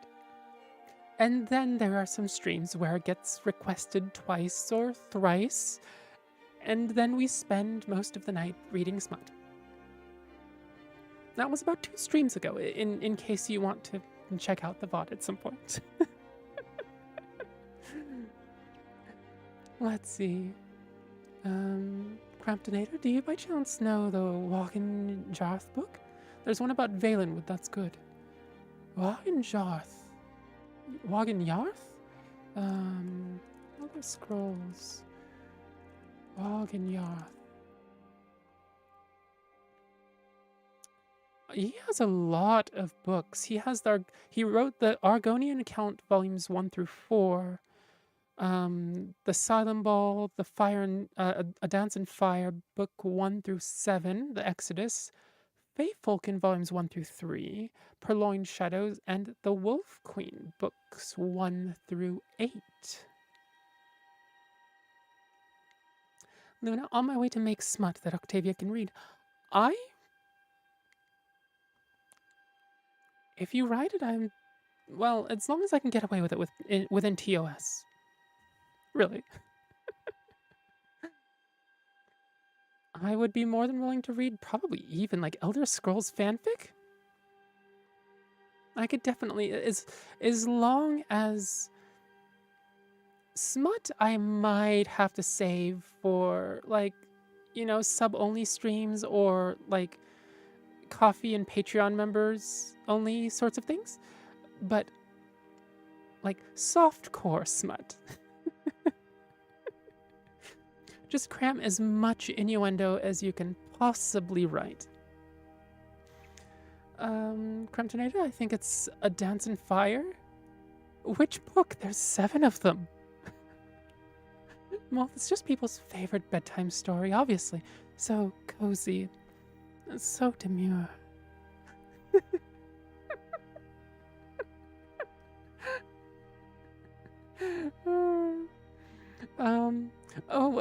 Moth, what does the RTX off and on mean? So this is RTX off. RTX on is the IRL model, which has much better physics, less latency, all of the benefits of an RTX on model, but also all of the detriments and maintenance and upkeep of an RTX off model, which is, yeah. And all of the lighting requirements. God's the lighting requirements.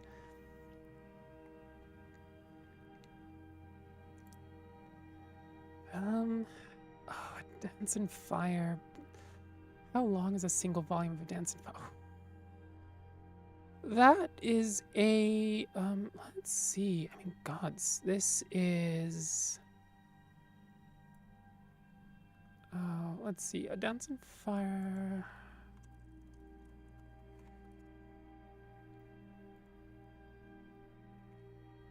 Oh dear, that is quite long. And I dare say quite hard if I'm trying to record it in one go. Oh, somebody gave me a hat.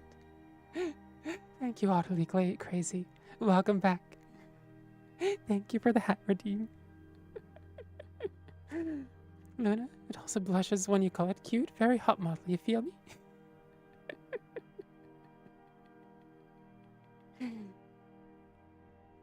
Granted, they are long, so maybe not great for a stream. Sorry for suggesting. No, no. It's something that perhaps we could make a stream out of. Like just a whole stream of it. At the very least, a recording of it might not go amiss. That hat's awesome. Thank you, thank you. Little ribbons have physics too. and it has a little slot for my right ear, so it doesn't smush it. Let's see. I'm going to check just how long A Dance in Fire actually is. Before I say too much. It's like I'm able to roughly measure the So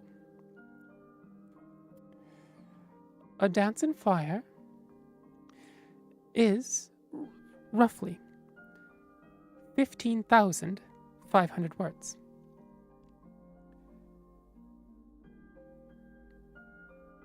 If memory serves, about 100 words for me at my pace and my voice is about 1 minute. So A Dance in Fire would be 2 hours and 35 minutes.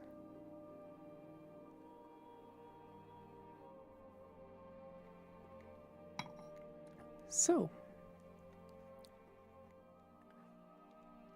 that could absolutely be its own stream.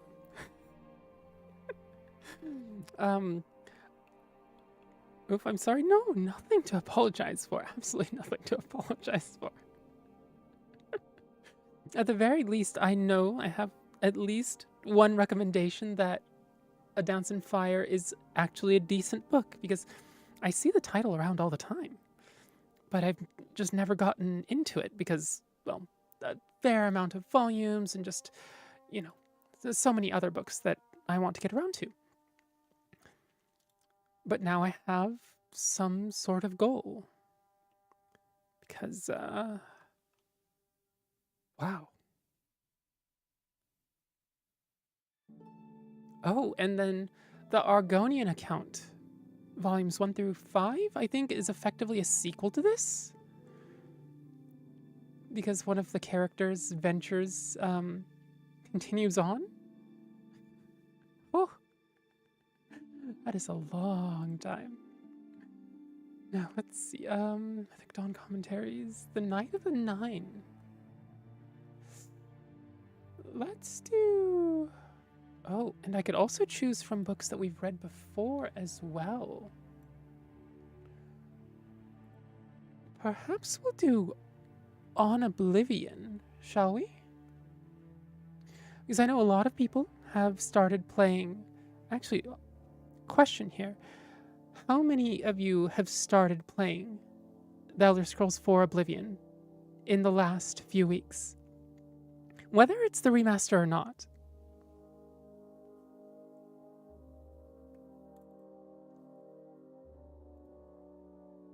So I know a ton of my friends, a ton of the people that I know have definitely started playing fairly recently. It's been interesting, actually, oh, Benini was in here earlier. Wait, I forgot to give a shout out.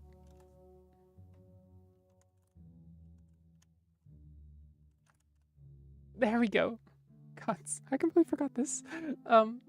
This was that kid Josh. was kind enough to raid me earlier. Thank you again, Josh. I suppose you're not here anymore, but thank you. And sorry for being a little streamer-brained. But there was also Benini, who was here earlier, and she's playing the remaster. And I think Sunday evenings, the America's time, and I'm tagging along as this the just the lore Succubard, just sitting there going, oh yeah, hey, look at that. So that right there is this and this and this. Oh, that book is really cool. See that pendant? Red Sparrow was playing the original for a few years, but I love the remaster. Ooh. How is the remaster as somebody who has played the original?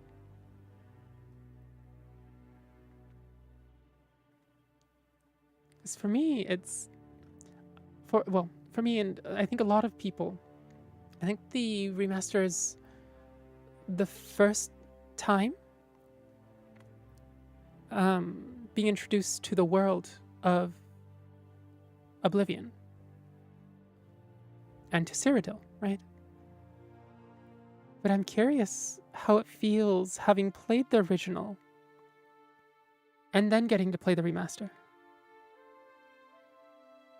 And I'll also be curious once Skyblivion comes around as well. Because I think Skyblivion is taking a slightly more remake approach. Not slightly more, I'm sorry. They are literally building the whole game from scratch.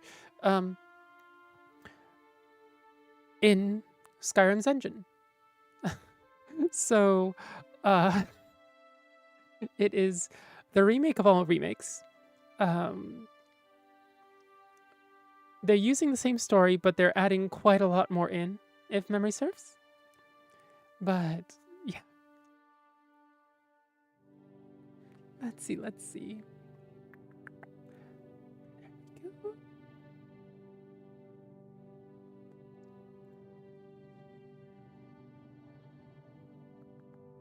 Need to do this real quick.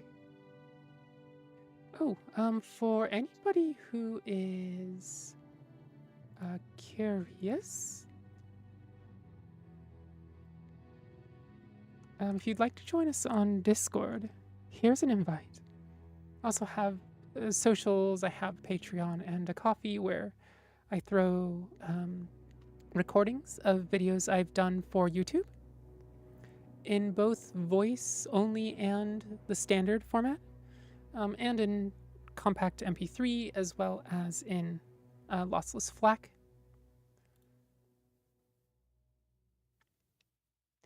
Let's see, Sparrow, I think the original is awesome too. I still want to play it. The remaster is pretty much the original game with better graphics and revised mechanics to make it more fun. Yeah, it's... From what I hear so far, it seems like the consensus is that they've managed to do some quality of life changes while keeping the endearing jank, but prettier. They somehow managed to make it really pretty while keeping the jank just right. Like, jank, sometimes it's an annoyance, sometimes it makes the game completely unplayable. There's some middle ground somewhere that Oblivion hits, by the way, that makes it endearing. And as far as I've seen and as far as I've heard from people, it seems that the remaster somehow managed to hit that exact same spot again. Which, credit to the team. Because, you know, doing it once, hitting that jank once, that was an accident, right? But then to go, okay, we hit that jank. Can we hit it again? And then to actually do it.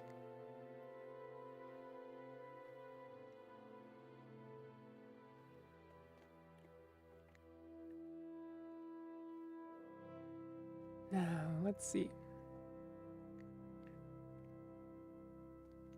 Where did I put that? No, that's Fire and Darkness. That's Words and Philosophy. Here it is. So this is a book called On Oblivion, which I have done a recording of this, come to think of it. But for those who are playing Oblivion, this is probably very useful information. On Oblivion.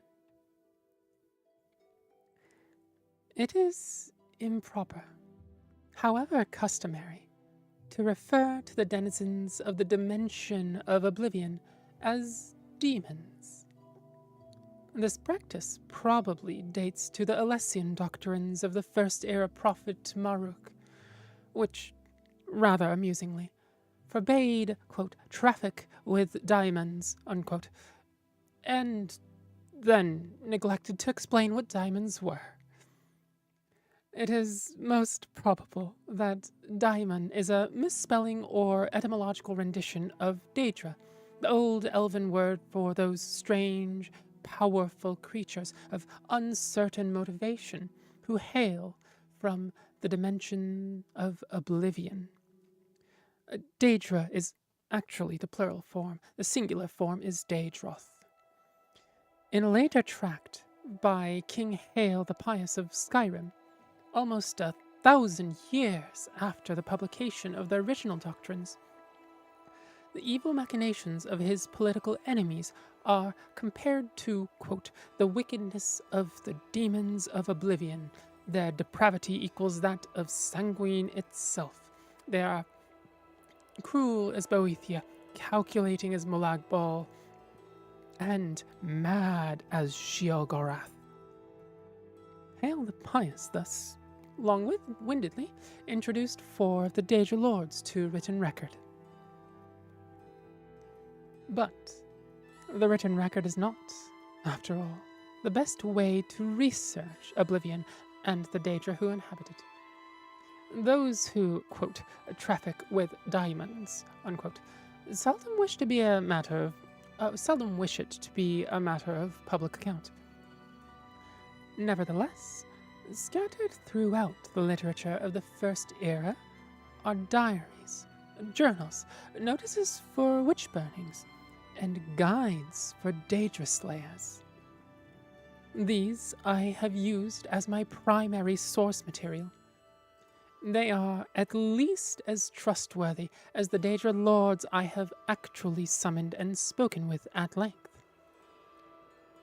Apparently, Oblivion is a place composed of many lands, thus the many names for which Oblivion is synonymous.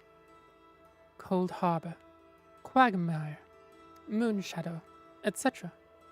It may be correctly supposed that each land of Oblivion is ruled over by one prince.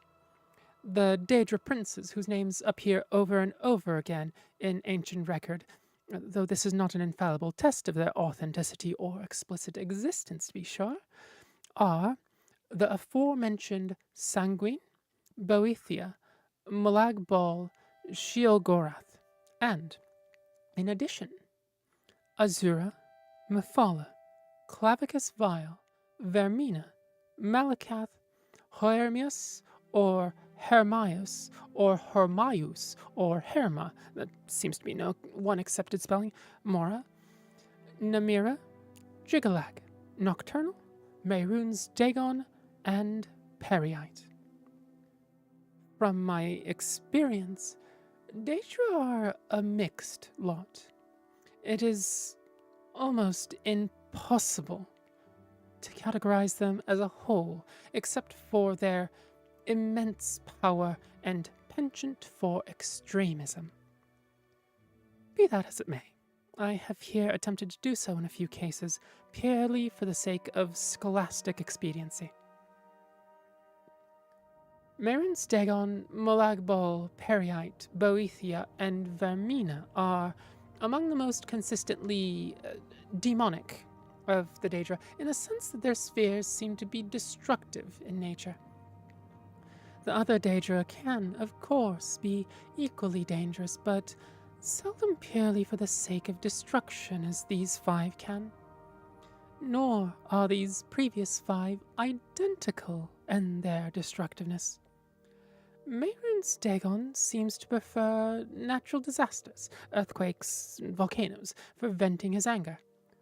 Ball elects the employment of other Daedra, and Boethia inspires the arms of mortal warriors. Periite's sphere seems to be pestilence, and Vermina's torture. In preparation for the next installment in this series, I will be investigating 2 matters that have intrigued me since I began my career as a Daedra worshipper. Daedra researcher. My apologies. No slight to the author of this. The first is on one particular Daedroth, perhaps yet another Daedra prince, referred to in multiple articles of Incunabula as Hircine. Hircine has been called, quote, the huntsman of the princes, unquote, and, quote, the father of man-beasts, unquote. But I have yet to find anyone who can summon him. The other, and perhaps more doubtful, goal I have is to find a practical means for mortal men to pass through to oblivion. It has always been my philosophy that we need only fear that which we do not understand, and with that thought in mind, I ever pursue my objective. And that was on Oblivion. I don't have the author. Where is on Oblivion? It's around here somewhere. There it is. Who in the sweet hells wrote this? Morian Zenis, that's the name. Morian Zenis.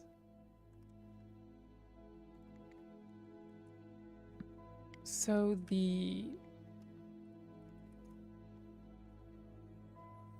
there's another book that he wrote. There's actually 2 more books that he wrote.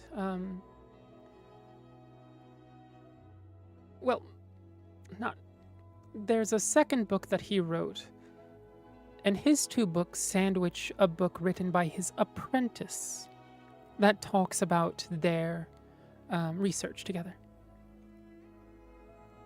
Red Sparrow, oh yeah, the charm was in how goofy it was at times. The goof does remain. I'm happy they didn't remove it. On Meow Oblivion. God, I still remember reading that one back in the day. Hello, Bushnyanya. Welcome, welcome. Oh yeah, for anybody who's on YouTube, you may be a little delayed from the stream. Just be careful to refresh it every once in a while, because it can get fairly late as things go. You may end up 15, 20, 30 seconds behind stream, which makes actually communicating quickly fairly difficult. And usually YouTube is already on a roughly 7-second delay from Twitch for some reason. I'm never quite sure why, but well, I don't know. Also, did we do this already? Huh. Twitch, I need to run 3 more minutes of ads to dispel the pre-roll ads. I won't read anything in that amount of time. We'll just be sitting here chatting. So grab yourself a sip and a munch, and I will see you here back in 3, okay? Who is my favorite Daedric prince? Oh, that's a tough one. Because of the Aedra. So the Daedric princes are called Daedra. And some of you will know. For those of you who know, sorry for the review. But for those who don't know, the Daedric princes, lords, they're called Daedra. And the divines, the 8 or 9 divines, depending on region, are called the Aedra. And among the Aedra, right, it's fairly easy, right? So if you look at the list of Aedra real quick, there's fairly familiar names. Let's see. Akatosh, not Trinimac. That is, what, Mara, Zenithar is D&D, isn't it?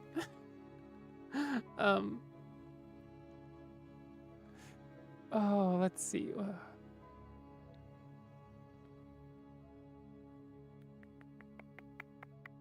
Do we have a list of Aedra around here somewhere?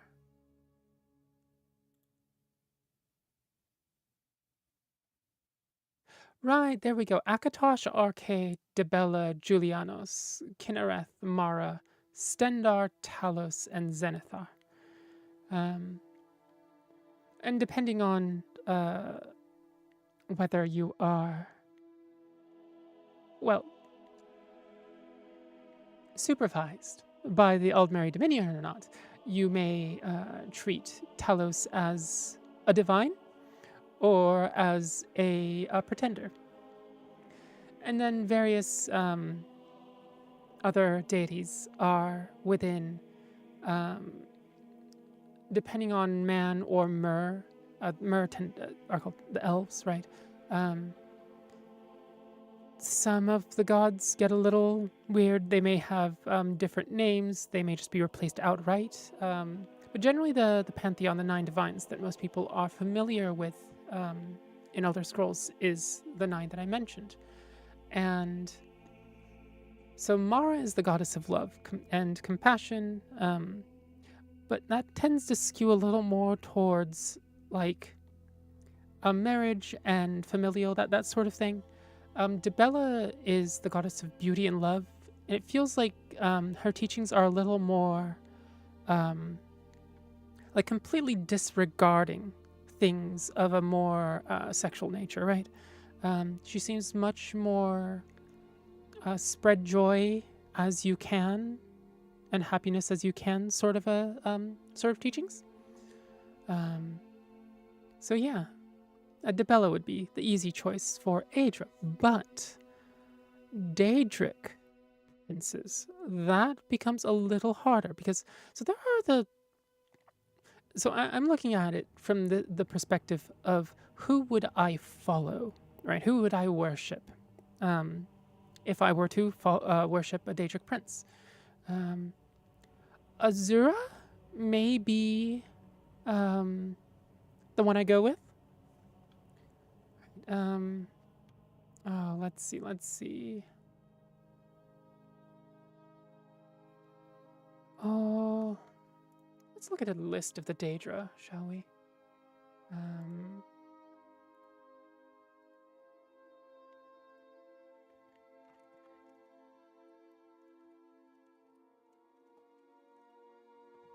Hircine always seemed pretty fun to vibe with. Maybe. I know his hunting, his Daedric realm is, I forgot what hunt it's called. But if you end up the hunted there, then it may not be so fun. I think you're thinking of the Zentrim in D&D. So the Zenithar is a smith is the smith Aedra? Is he? I think you're thinking of the Zentrim in D&D. Perhaps. Oh. Bushnyanja? Here's, oh no, I already read that. Jaguar not milk? Hi, how's it going? Not too bad. Fairly active tonight. We were reading about Oblivion, and then before that, what did we read? I'm a little, I'm a little blanked out at the moment. I think we were talking about A Dance in Fire. Right, we read Words in Philosophy and Fire and Darkness. So Fire and Darkness was another book on the Dark Brotherhood and the Morak Tong are two Assassin's Guilds. And then Words and Philosophy is a collection of 3 interviews with one of the Cyrodiilic Emperor's personal guards by the name of Lady Elena Benok, who is a Bosmer. And then we got some. Oh, then we got some Lusty Argonian Maid as a request for when somebody came in and raided the channel on Twitch. And then I think that's most of what we've read tonight, isn't it?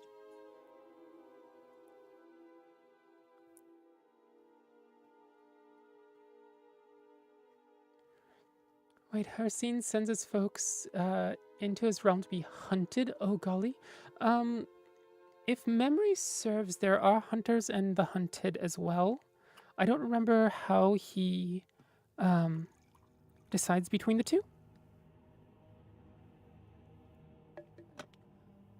I don't know if worshippers of Hercene get to be hunters and souls that he's picked up along the way and has claimed to become the hunted. Perhaps it's like gym class and everybody just draws straws for that round and then draws straws before the next round.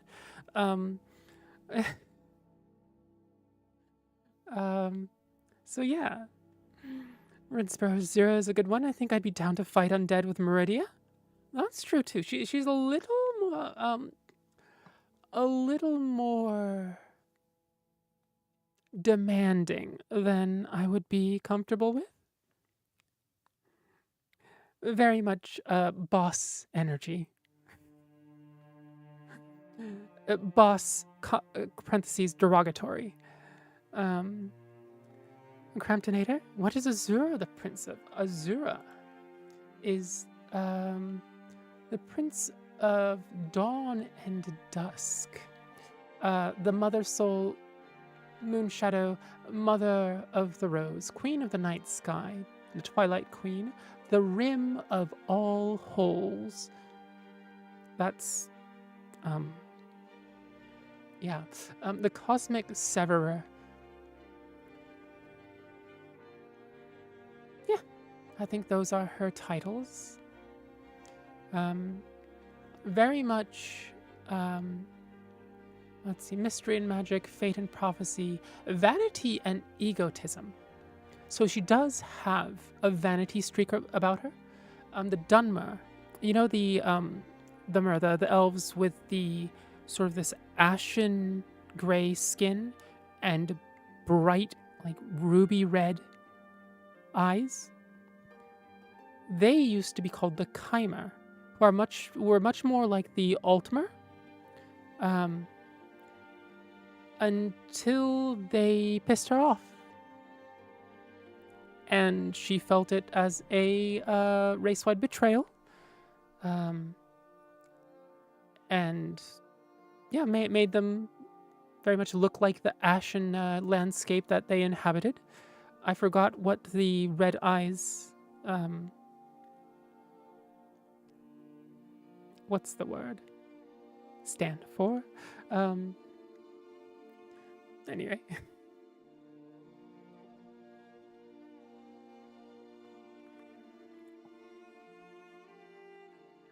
So yeah, Trey Kisak, welcome.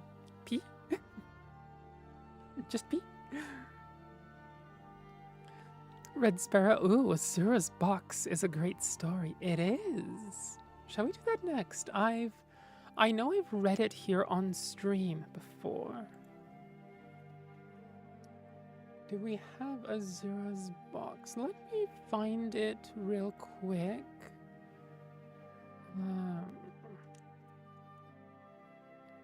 Azura and the Box.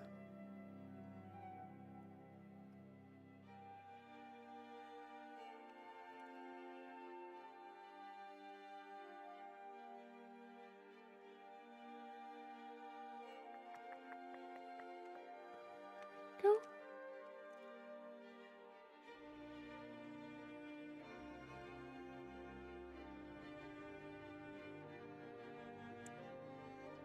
Alright, so actually, come to think of it, so we read On Oblivion, which was written by Morian Zenis, the mage researcher, who was researching Oblivion and the Daedra. And the next book in that series, which is called Doors of Oblivion, I believe, is written about Morian Zenis. And Azura is in that one as well. So we may visit that book before we end a stream. I'm definitely starting to look like I'm on a timer. I probably need to end stream before I hit 3 hours, just as a matter of stamina. Unfortunately, for those who don't know, I have long COVID and ME/CFS, which is, simply put, chronic fatigue syndrome. That's an easy way to remember it. It flips the paradigm of the human body on its head. Normally, you go to 103% of your stamina. Next time, you gain some max stamina. In my case, you go to 103% stamina. Next time, you lose max stamina. It is absolutely stupid. I am getting medical help for it.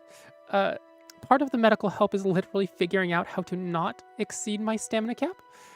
But the problem is that the muscles can ignore that stamina cap. Again, it is dumb. It is so dumb. But 3 hours is about the limit that I put on my streams nowadays, just so that I don't wear down my max stamina even further. Anywho, here's my mini rant about long COVID for the stream. Get your vaccinations. Be careful. Mask up. You don't want to end up in my situation or worse. I'm lucky. I'm not bedridden.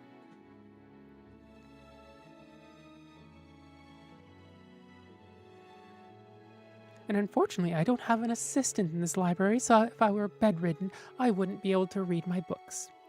Or read for you. This is Ancient Tales of the Dwemer, Part 11, Azura and the Box, by Marobar Sul. Nikhilbar had enjoyed an adventurous youth, but had grown to be a very wise, very old Dwemer who spent his life searching for the truth and dispelling superstitions.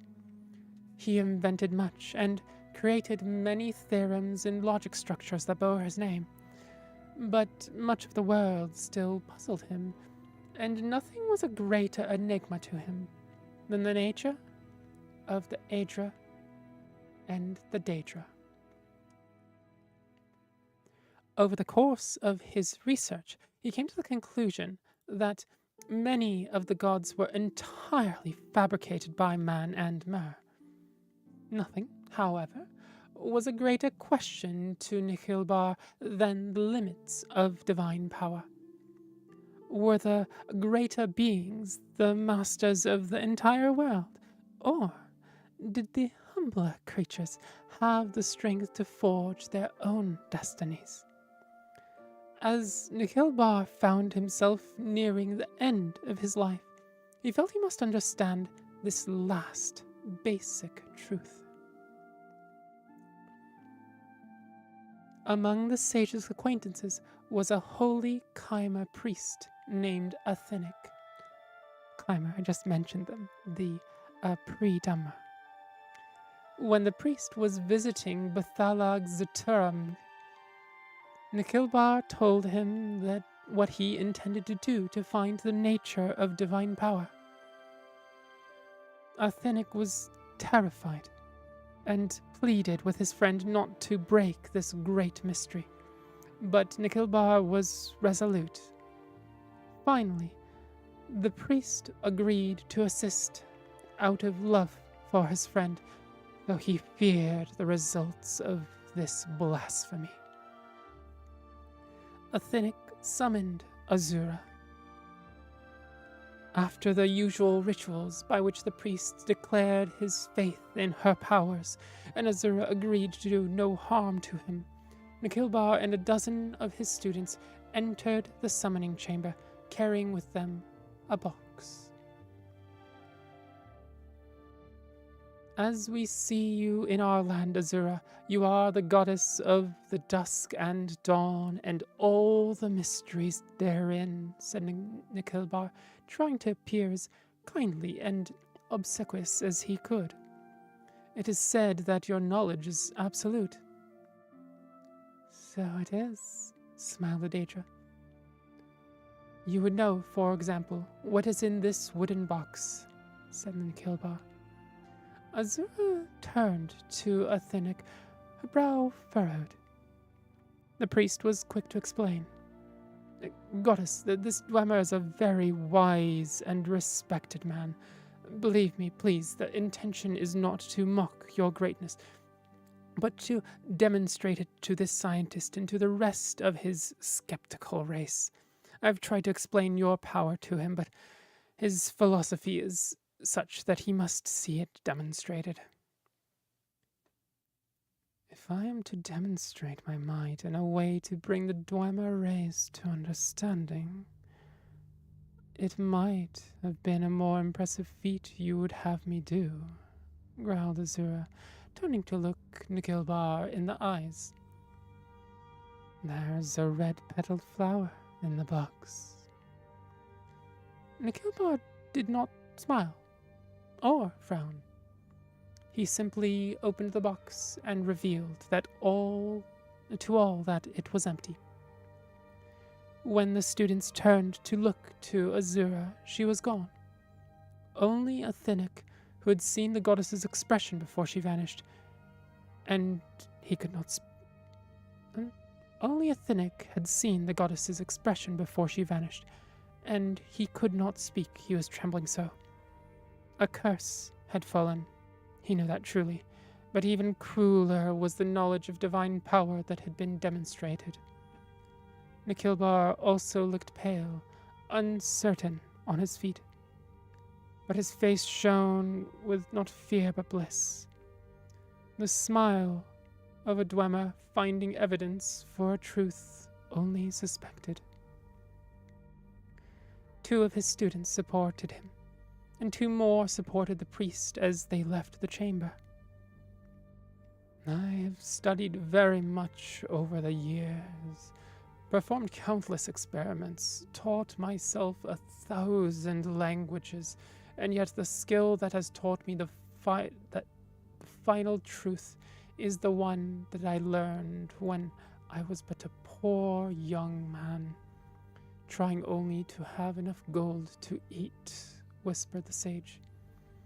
As he was escorted up the stairs to his bed, a red flower petal fell from the sleeve of his voluminous robe. Nikhilbar died that night, a portrait of peace that comes from contented knowledge.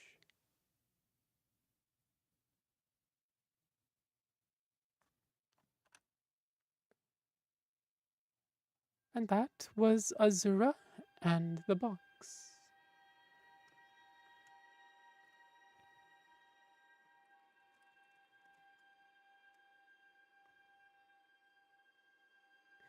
Red Sparrow, oh, your Azura voice was chilling and soothing at the same time. Oh, glad you enjoyed it. So it's been interesting because some books I'm able to go with more of this narrator voice the whole time. And some books I'm compelled to actually do voices to some degree. So, yeah, it's good to know that one was appreciated. Bush Ninja, let's go check which gods are real is such a great premise for a lore book. Damn. And is the insinuation here that Nikhilbar literally sleight of handed? Is that what's going on? As in, like, Azura was... That's what she was seeing? Like, there was actually, was it a rose?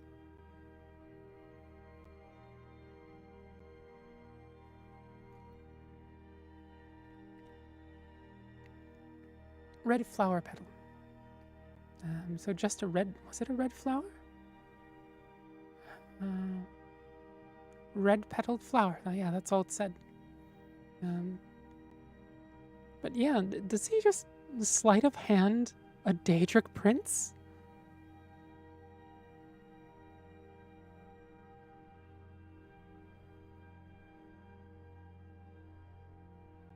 Because that takes some guts. That really takes some guts.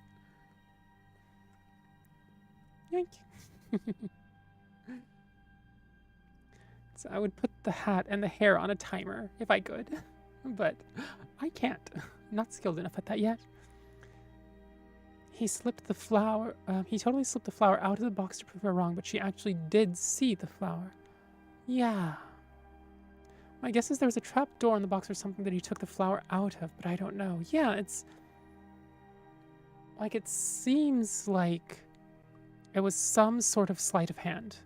Whether it was, you know, mechanical or... well, no, it would have to be mechanical because the box was... I'd imagine a closed box. At least, ostensibly. So yeah.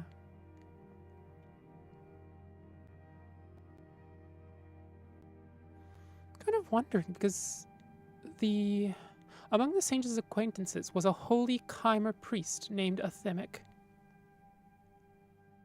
But then somebody says Dummer somewhere.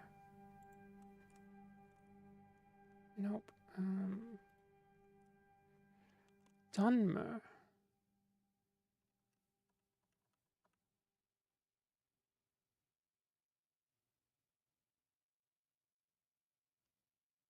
Huh.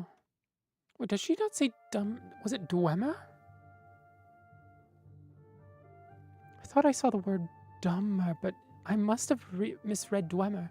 So it sounds like this was a time before Azura turned the Chimer into the Dummer? Right? Basically same race divided by a time when Azura felt betrayed and slighted. And again, the vanity and egotism part of her domain. Moth, oh yeah? Cramptonator, don't overstrain yourself. I try not to. That's, I think, the 2 to 3 hour mark for reading streams when I'm feeling decent is about right. If I feel myself getting out of breath, or if I see my heart rate, which I have a heart rate monitor now, and so if I see it getting up in the mid 110s or up into 120, I'll, you know, call it. But I think I should be okay for another, maybe one more story. We'll probably do The Doors of Oblivion, because that story is definitely slight psychological horror theme to it later on. But it's very interesting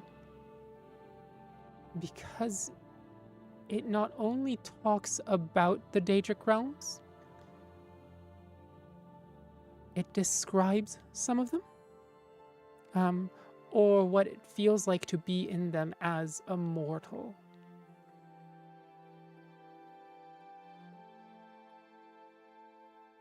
Bushnyanja, wait, books from that age still exist? That was eons ago, right? I believe the Dunmer, I believe, came about sometime within the first 2 eras. There was the exodus from Somerset Isle of the Chimer, but I don't remember what the date is.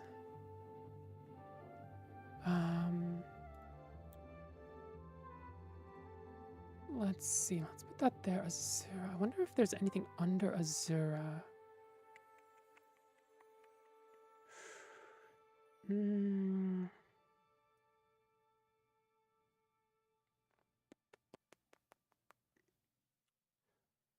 Let's see. Let's see.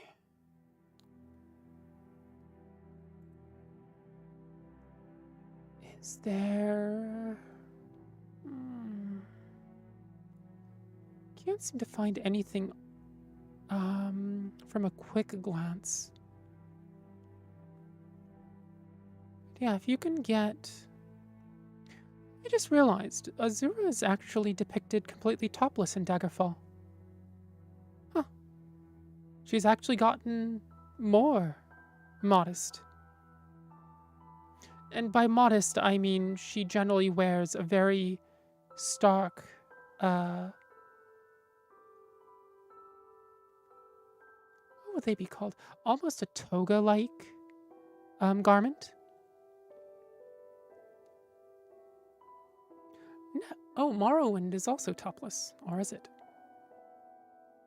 Is she wearing something? I mean, she's wearing a skirt, but... Moth, sleepy? Wait, what? Am I sleepy?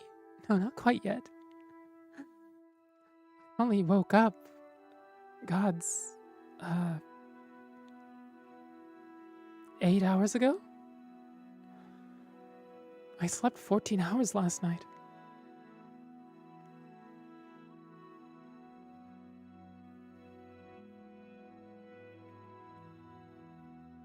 Well, congrats. I don't know. I would like to sleep 8 to 9, maybe 9 to 10 max, and then properly have 14 hours of my day, instead of sleeping 14 and only having 10, or maybe even less.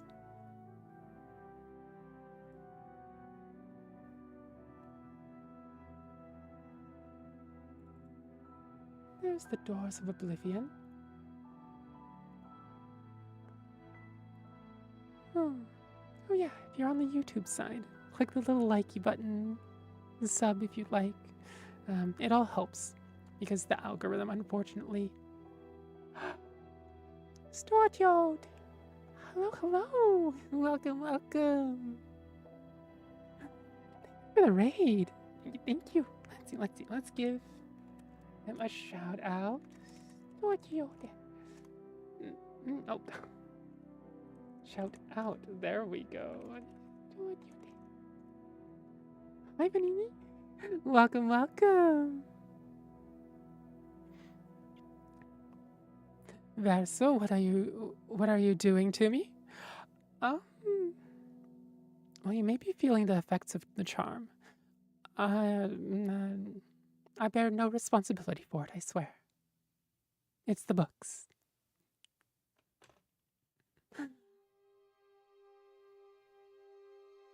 Hello, welcome. Those that haven't been here before, my name's Octavia Konamore. I am the Succubard of this library. You know, being a succubus and getting energy from people is a strenuous affair, so, I picked something else. And now I have a different method, a slightly less strenuous method.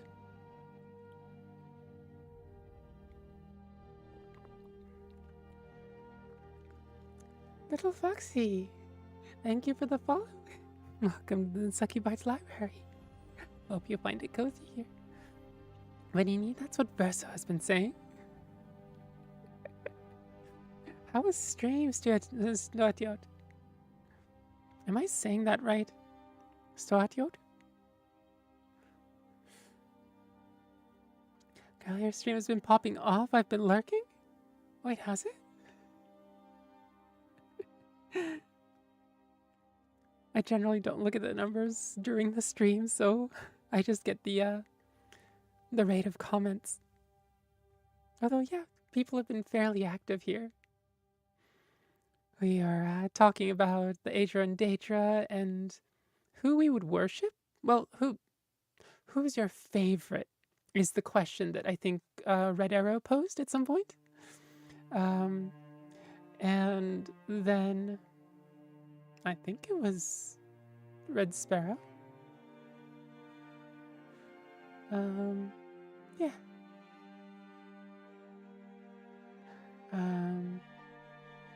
Let's see. Stoatiot? Stoa Tiote versus Stoatiot? Question mark, maybe that helps. It's Stoatiot. Oh, for your two personas. Okay, that works, Stoatiot. Just a long O, no extra syllable for the A. Stoat, not stoat. Okay. That works. Exactly? Okay, Stoatiot. That's fairly simple. Is that technically 2 syllables? Stoatiot? Does the S alone count as a syllable? Red Sparrow, yeah, that was me. Ah, I'm glad I remembered the name then. Unfortunately, I have many weaknesses, but chief among them, by quite a sizable difference, is names.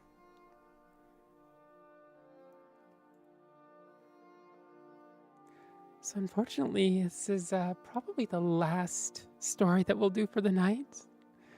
But this is The Doors of Oblivion, which is a story written by the apprentice of a researcher that has been researching Oblivion, the realms of Oblivion, and the Daedric princes that inhabit it. So, hopefully you like it.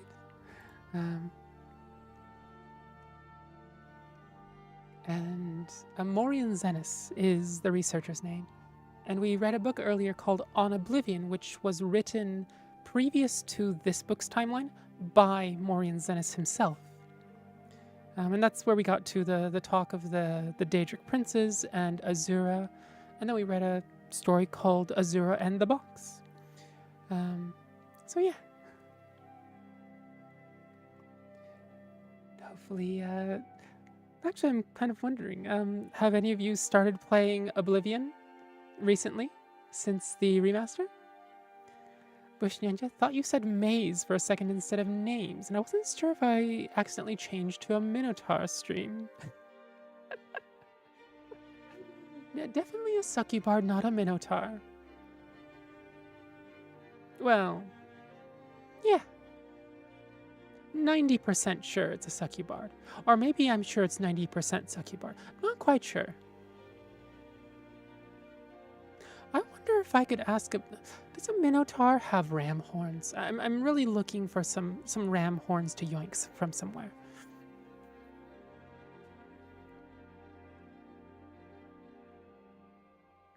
Anywho, this is The Doors of Oblivion.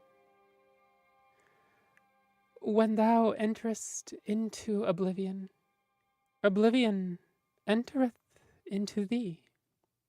Quote from Nye Tyrol Lar. The greatest mage who ever lived was my master Morian Zenis. You have heard of him as the author of the book On Oblivion, the standard text for all on matters Daedric.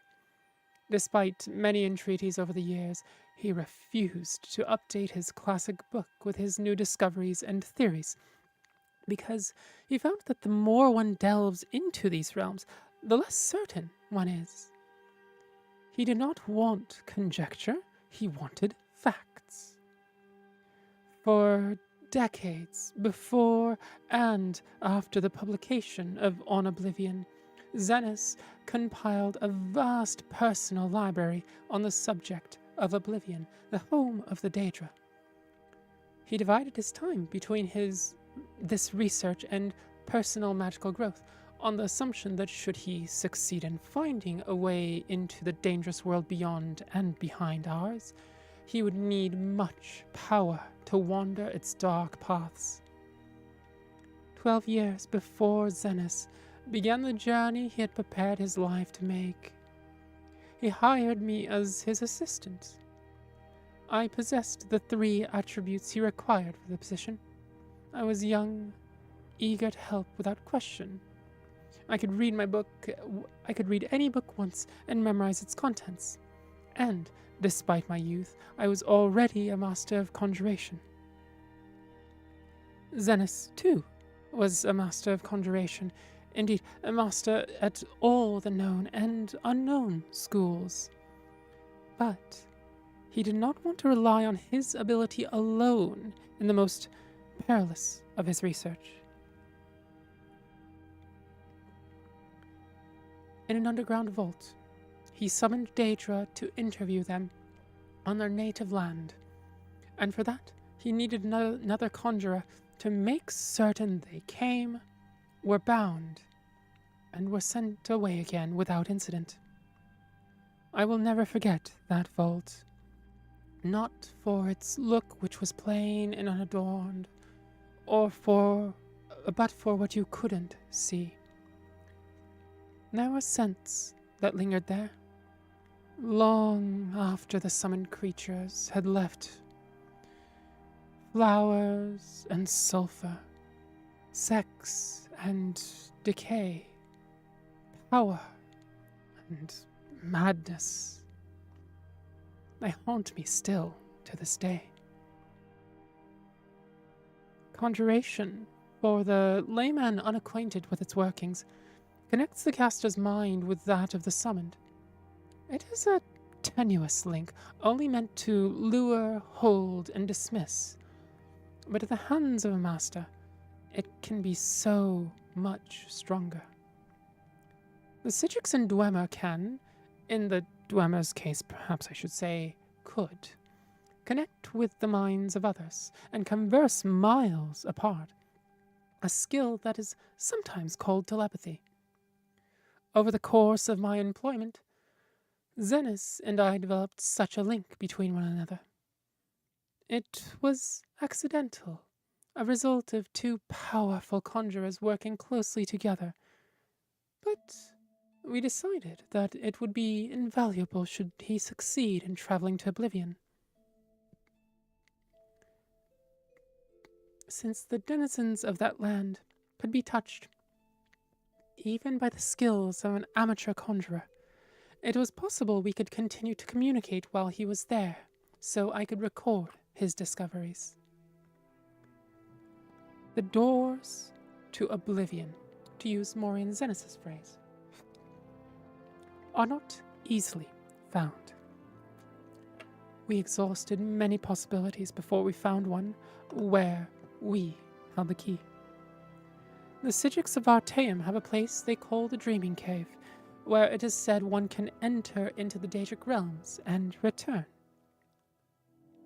Iakesis, Sothasil, Nemati, and many others have been recorded as using this means.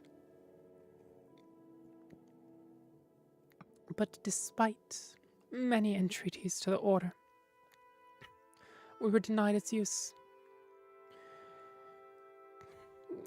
Kelleris, the leader of the Order, has told us it has been sealed off for the safety of all.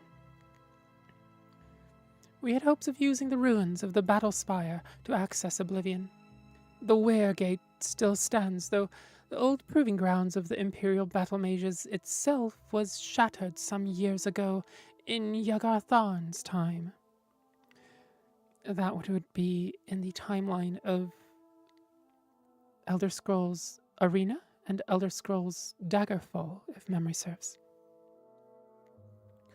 Sadly, after an exhaustive search through the detritus, we had to conclude that when it was destroyed, all access to the realms beyond, the Soulcare, the Shade Perilous, and the Havoc Wellhead, had been broken. It was probably for the good, but it frustrated our goal. The reader may have heard of other doors. They may be assured we attempted to find them all. Some are pure legend, or, at any rate, not traceable based on the information left behind. There are references in lore to Maruk's Abyss, the Corrington Mirror, the Mantellan Crooks, the Crossroads, the Mouth, a riddle of an alchemical formula called Yakinth and Rising Sun, and many other places and objects that are said to be doors, but that we could not find. Some exist, but cannot be entered safely. The whirlpool in the Abyssian, called the Maelstrom of Baal, can make ships disappear, and may be a portal into oblivion, but the trauma of riding its waters would surely slay any who tried. Likewise, we did not consider it worth the risk to leap from the Pillar of Thras, a 1,000-foot-tall spiral of coral, though we witnessed the sacrifices the Slodes made there. Some victims were killed by the fall, but some, indeed, seemed to vanish before being dashed on the rocks. Since the Slode did not seem certain why some were taken and some died, we did not favor the odds of the plunge. The simplest and most maddeningly complex way to go to oblivion was simply to cease to be here and begin to be there. Throughout history, there are examples of mages who seemed to travel to the realms beyond ours, seemingly at will. Many of these voyagers are long dead, if they ever existed, but we were able to find one still living. In a tower of Zephyrbell Bay, on the island of Vardenfell, in the province of Morrowind, there exists a very old, very reclusive wizard named Devaith Fair. He is not easy to reach, and he was reluctant to share with Morian Zenith the secret door to oblivion. Fortunately, my master's knowledge of lore impressed Fear, and he taught him the way. I would be breaking my promise to Zenith and Fear to explain the procedure here, and I would not divulge it even if I could. If there is dangerous knowledge to be had, that is it. But I do not reveal too much to say that Fear's scheme relies on exploiting a series of portals to various realms created by a Telvanni wizard long missing and presumed dead. Against the disadvantage of this limited number of access points, we weighed the relative reliability and security of passage and considered ourselves fortunate in our informant. Morian Zenith then left this world to begin his exploration. I stayed at the library to transcribe his information and help him with any research he needed. Dust, he whispered to me on the first day of his voyage. Despite the inherent dreariness of the word, I could hear his excitement in his voice echoing in my mind. I can see from one end of the world to the other, in a million shades of grey. There was no ground or sky or air, only particles, floating, falling, whirling all about me. I must levitate and breathe by magical means. Zenith explored the nebulous land for some time, encountering vaporous creatures and palaces of smoke. Though he never met the prince, we concluded that he was in Ashpit, said to be the home of Malakath, where anguish, betrayal, and broken promises like ash filled the bitter air. The sky is on fire, I heard him say as he moved on to the next realm.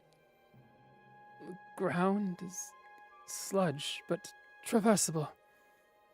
I see blackened ruins all around me. Like a war was fought here in the distant past. The air is freezing. I cast blooms of warmth all around me, but it still feels like daggers of ice stabbing me in all directions. This was Cold Harbor, where Molag Bal was prince. It appeared to Xenis as if it were a future Nirn, under the king of rape, desolate and barren, filled with suffering. I could hear Maureen Xenis weep at the images he saw, and shiver at the sight of the imperial palace, spattered with blood and excrement. Too much beauty, Xenis gasped when he went to the next realm. I am half blind. I see flowers and waterfalls, majestic trees, a city of silver, but it is all a blur. The colors run like water. It's raining now, and the wind smells like perfume. This surely is Moonshadow, where Azura dwells. Xenis was right. And astonishingly, he even had audience with the Queen of Dusk and Dawn in her Rose Palace. She listened to his tale with a smile and told him of the coming of the Nerevarine. My master found Moonshadow so lovely he wished to stay there, half blind, forever. But he knew he must move on and complete his journey of discovery. I'm in a storm, he told me as he entered the next realm. He described the landscape of dark, twisted trees, howling spirits, billowing mist, and I thought he might have entered the deadlands of Mehrunes Dagon. But then he quickly said, "No, I am no longer in a forest. There was a flash of lightning, and now I'm on a ship. The mast is tattered, the crew is slaughtered. Something is coming through the waves. Gods. Wait, now I'm in a dank dungeon, in a cell." He was not in the Deadlands, but Quagmire, the nightmare realm of Vermina. Every few minutes, there was a flash of lightning and reality shifted, always to something more horrible and horrifying. But Kylie, I'm heading out. Pretty drained from stream and stuff, so I'm going to go relax. Talk to you soon, though. Keep up the great work. Thank you. Definitely, sip, munch, stretch. Do what you can for self-care. Thanks for being here. A dark castle one moment, a den of ravening beasts the next, a moonlit swamp, a coffin where he was buried alive. Fear got the better of my master, and he quickly passed to the next realm. I heard him laugh. I feel like I'm at home now. Maureen Xenis described to me an endless library, shelves stretching on in every direction, stacks on top of stacks. Pages floated in the mystical wind that he could not feel. Every book had a black cover with no title. He could see no one, but felt the presence of ghosts moving through the stacks, rifling through books, ever searching. It was Apocrypha, the home of Hermaeus Mora, where all forbidden knowledge can be found. I felt a shudder in my mind, but I could not tell if it was my master's or mine. Hey, you love this story? Okay, I'm gone for real now. Okay. Emote1111 make a wish. Wish my friend would come see me soon. I hope that a wish is fulfilled soon. Maybe sooner rather than later.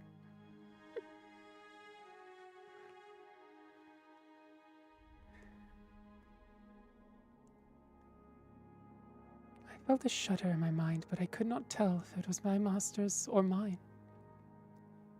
Morian Zenis never traveled to another realm that I know of. Throughout his visits to the first 4 realms, my master spoke to me constantly. Upon entering the Apocrypha, he became quieter, as he was lured into the world of research and study, the passions that had controlled his heart while on Nirn. I would frantically try to call to him, but he closed his mind to me. Then he would whisper, "No, this cannot be. No one would ever guess the truth. I must learn more. I see the world. The last illusions shimmer. It is crumbling all around us." I would cry back to him, begging him to tell me what was happening, what he was seeing, what he was learning. I even tried using conjuration to summon him, as if he were Daedra himself, but he refused to leave. Morian Zenis was lost. I last received a whisper from him 6 months ago. Before then, it had been 5 years, and 3 before that. His thoughts are no longer intelligible in any language. Perhaps he is still in Apocrypha, lost but happy. In a trap he refuses to escape. Perhaps he slipped between the stacks and passed into the madhouse of Sheogorath, losing his sanity forever. I would save him, if I could.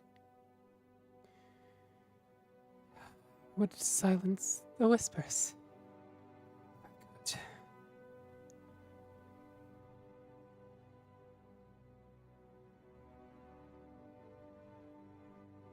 And that was the doors of oblivion. Definitely one of my favorites as well. Benini was, I think one of the first nights that Benini was listening to stream. She was able to listen to this one, and then either the first or second stream of hers that I was able to make it to, I brought the good news that Morian Zenis wasn't lost forever, that he did eventually make it back to Nirn, and that there is a book that he wrote. Unfortunately, tonight I do not have the stamina. But we will read it in later streams. But perhaps I'll even put a video out. I have singular readings on YouTube, if you'd care to listen to any of those. And stream VODs. I have the playlists that I maintain are all of my singular book readings, and then all of the streams. If you want a nice, chunky span of time that is filled with reading.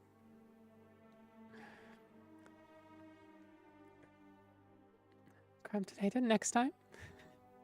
Hopefully. Someone will have to remind me though, or else I will forget. Bush Nyanja, thank you as always for the bottom tree. Miss Octavia, good night everyone. You too.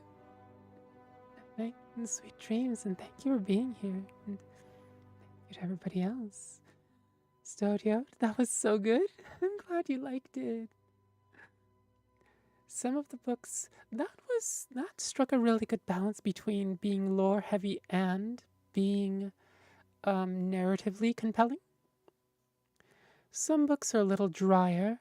Some books are a little more sparse on the lore. I try to lean towards the lore, but also sometimes I try to lean towards narrative, sorry, but sometimes lore is necessary.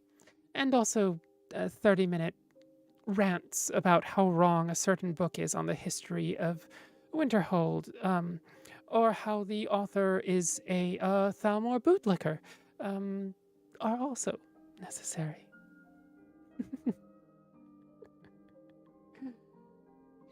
Red Sparrow, thank you for the fun stream. It was fun. It was lots of fun to draw to your readings. Thank you, thank you. Hopefully, eventually, we'll get to see some of your illustrations. So let me put the Discord link in chat one last time. I do also have there's Discord. There is also, if you'd like to support me, there's the Coffee and the Patreon. And those people get credits in the videos as well as access to the audio files for all of my readings. And then there's the social media. But otherwise, let's see who we can raid here. Let's see.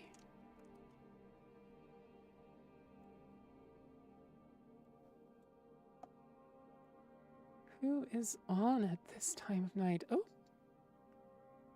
Well, I guess I know who I am raiding, I think. Yeah. There we go. Oh. I just realized that if you're on YouTube, you would need a link to come raid with us, unfortunately. So for the folks over on the YouTube side of things, there is the link. On the Twitch side of things, we'll just raid into Rin here. I think he's playing Golden Sun. Echoes of Atlantis, thank you for the stream and take care. You too. Thank you for being here. As with everybody. It's hopefully you had a fun time here. Hopefully we'll see you again. And also, for those that aren't coming on the raid, night-night, sweet dreams. See you again. And otherwise, see you on the other side of this raid. Ta-ta for now.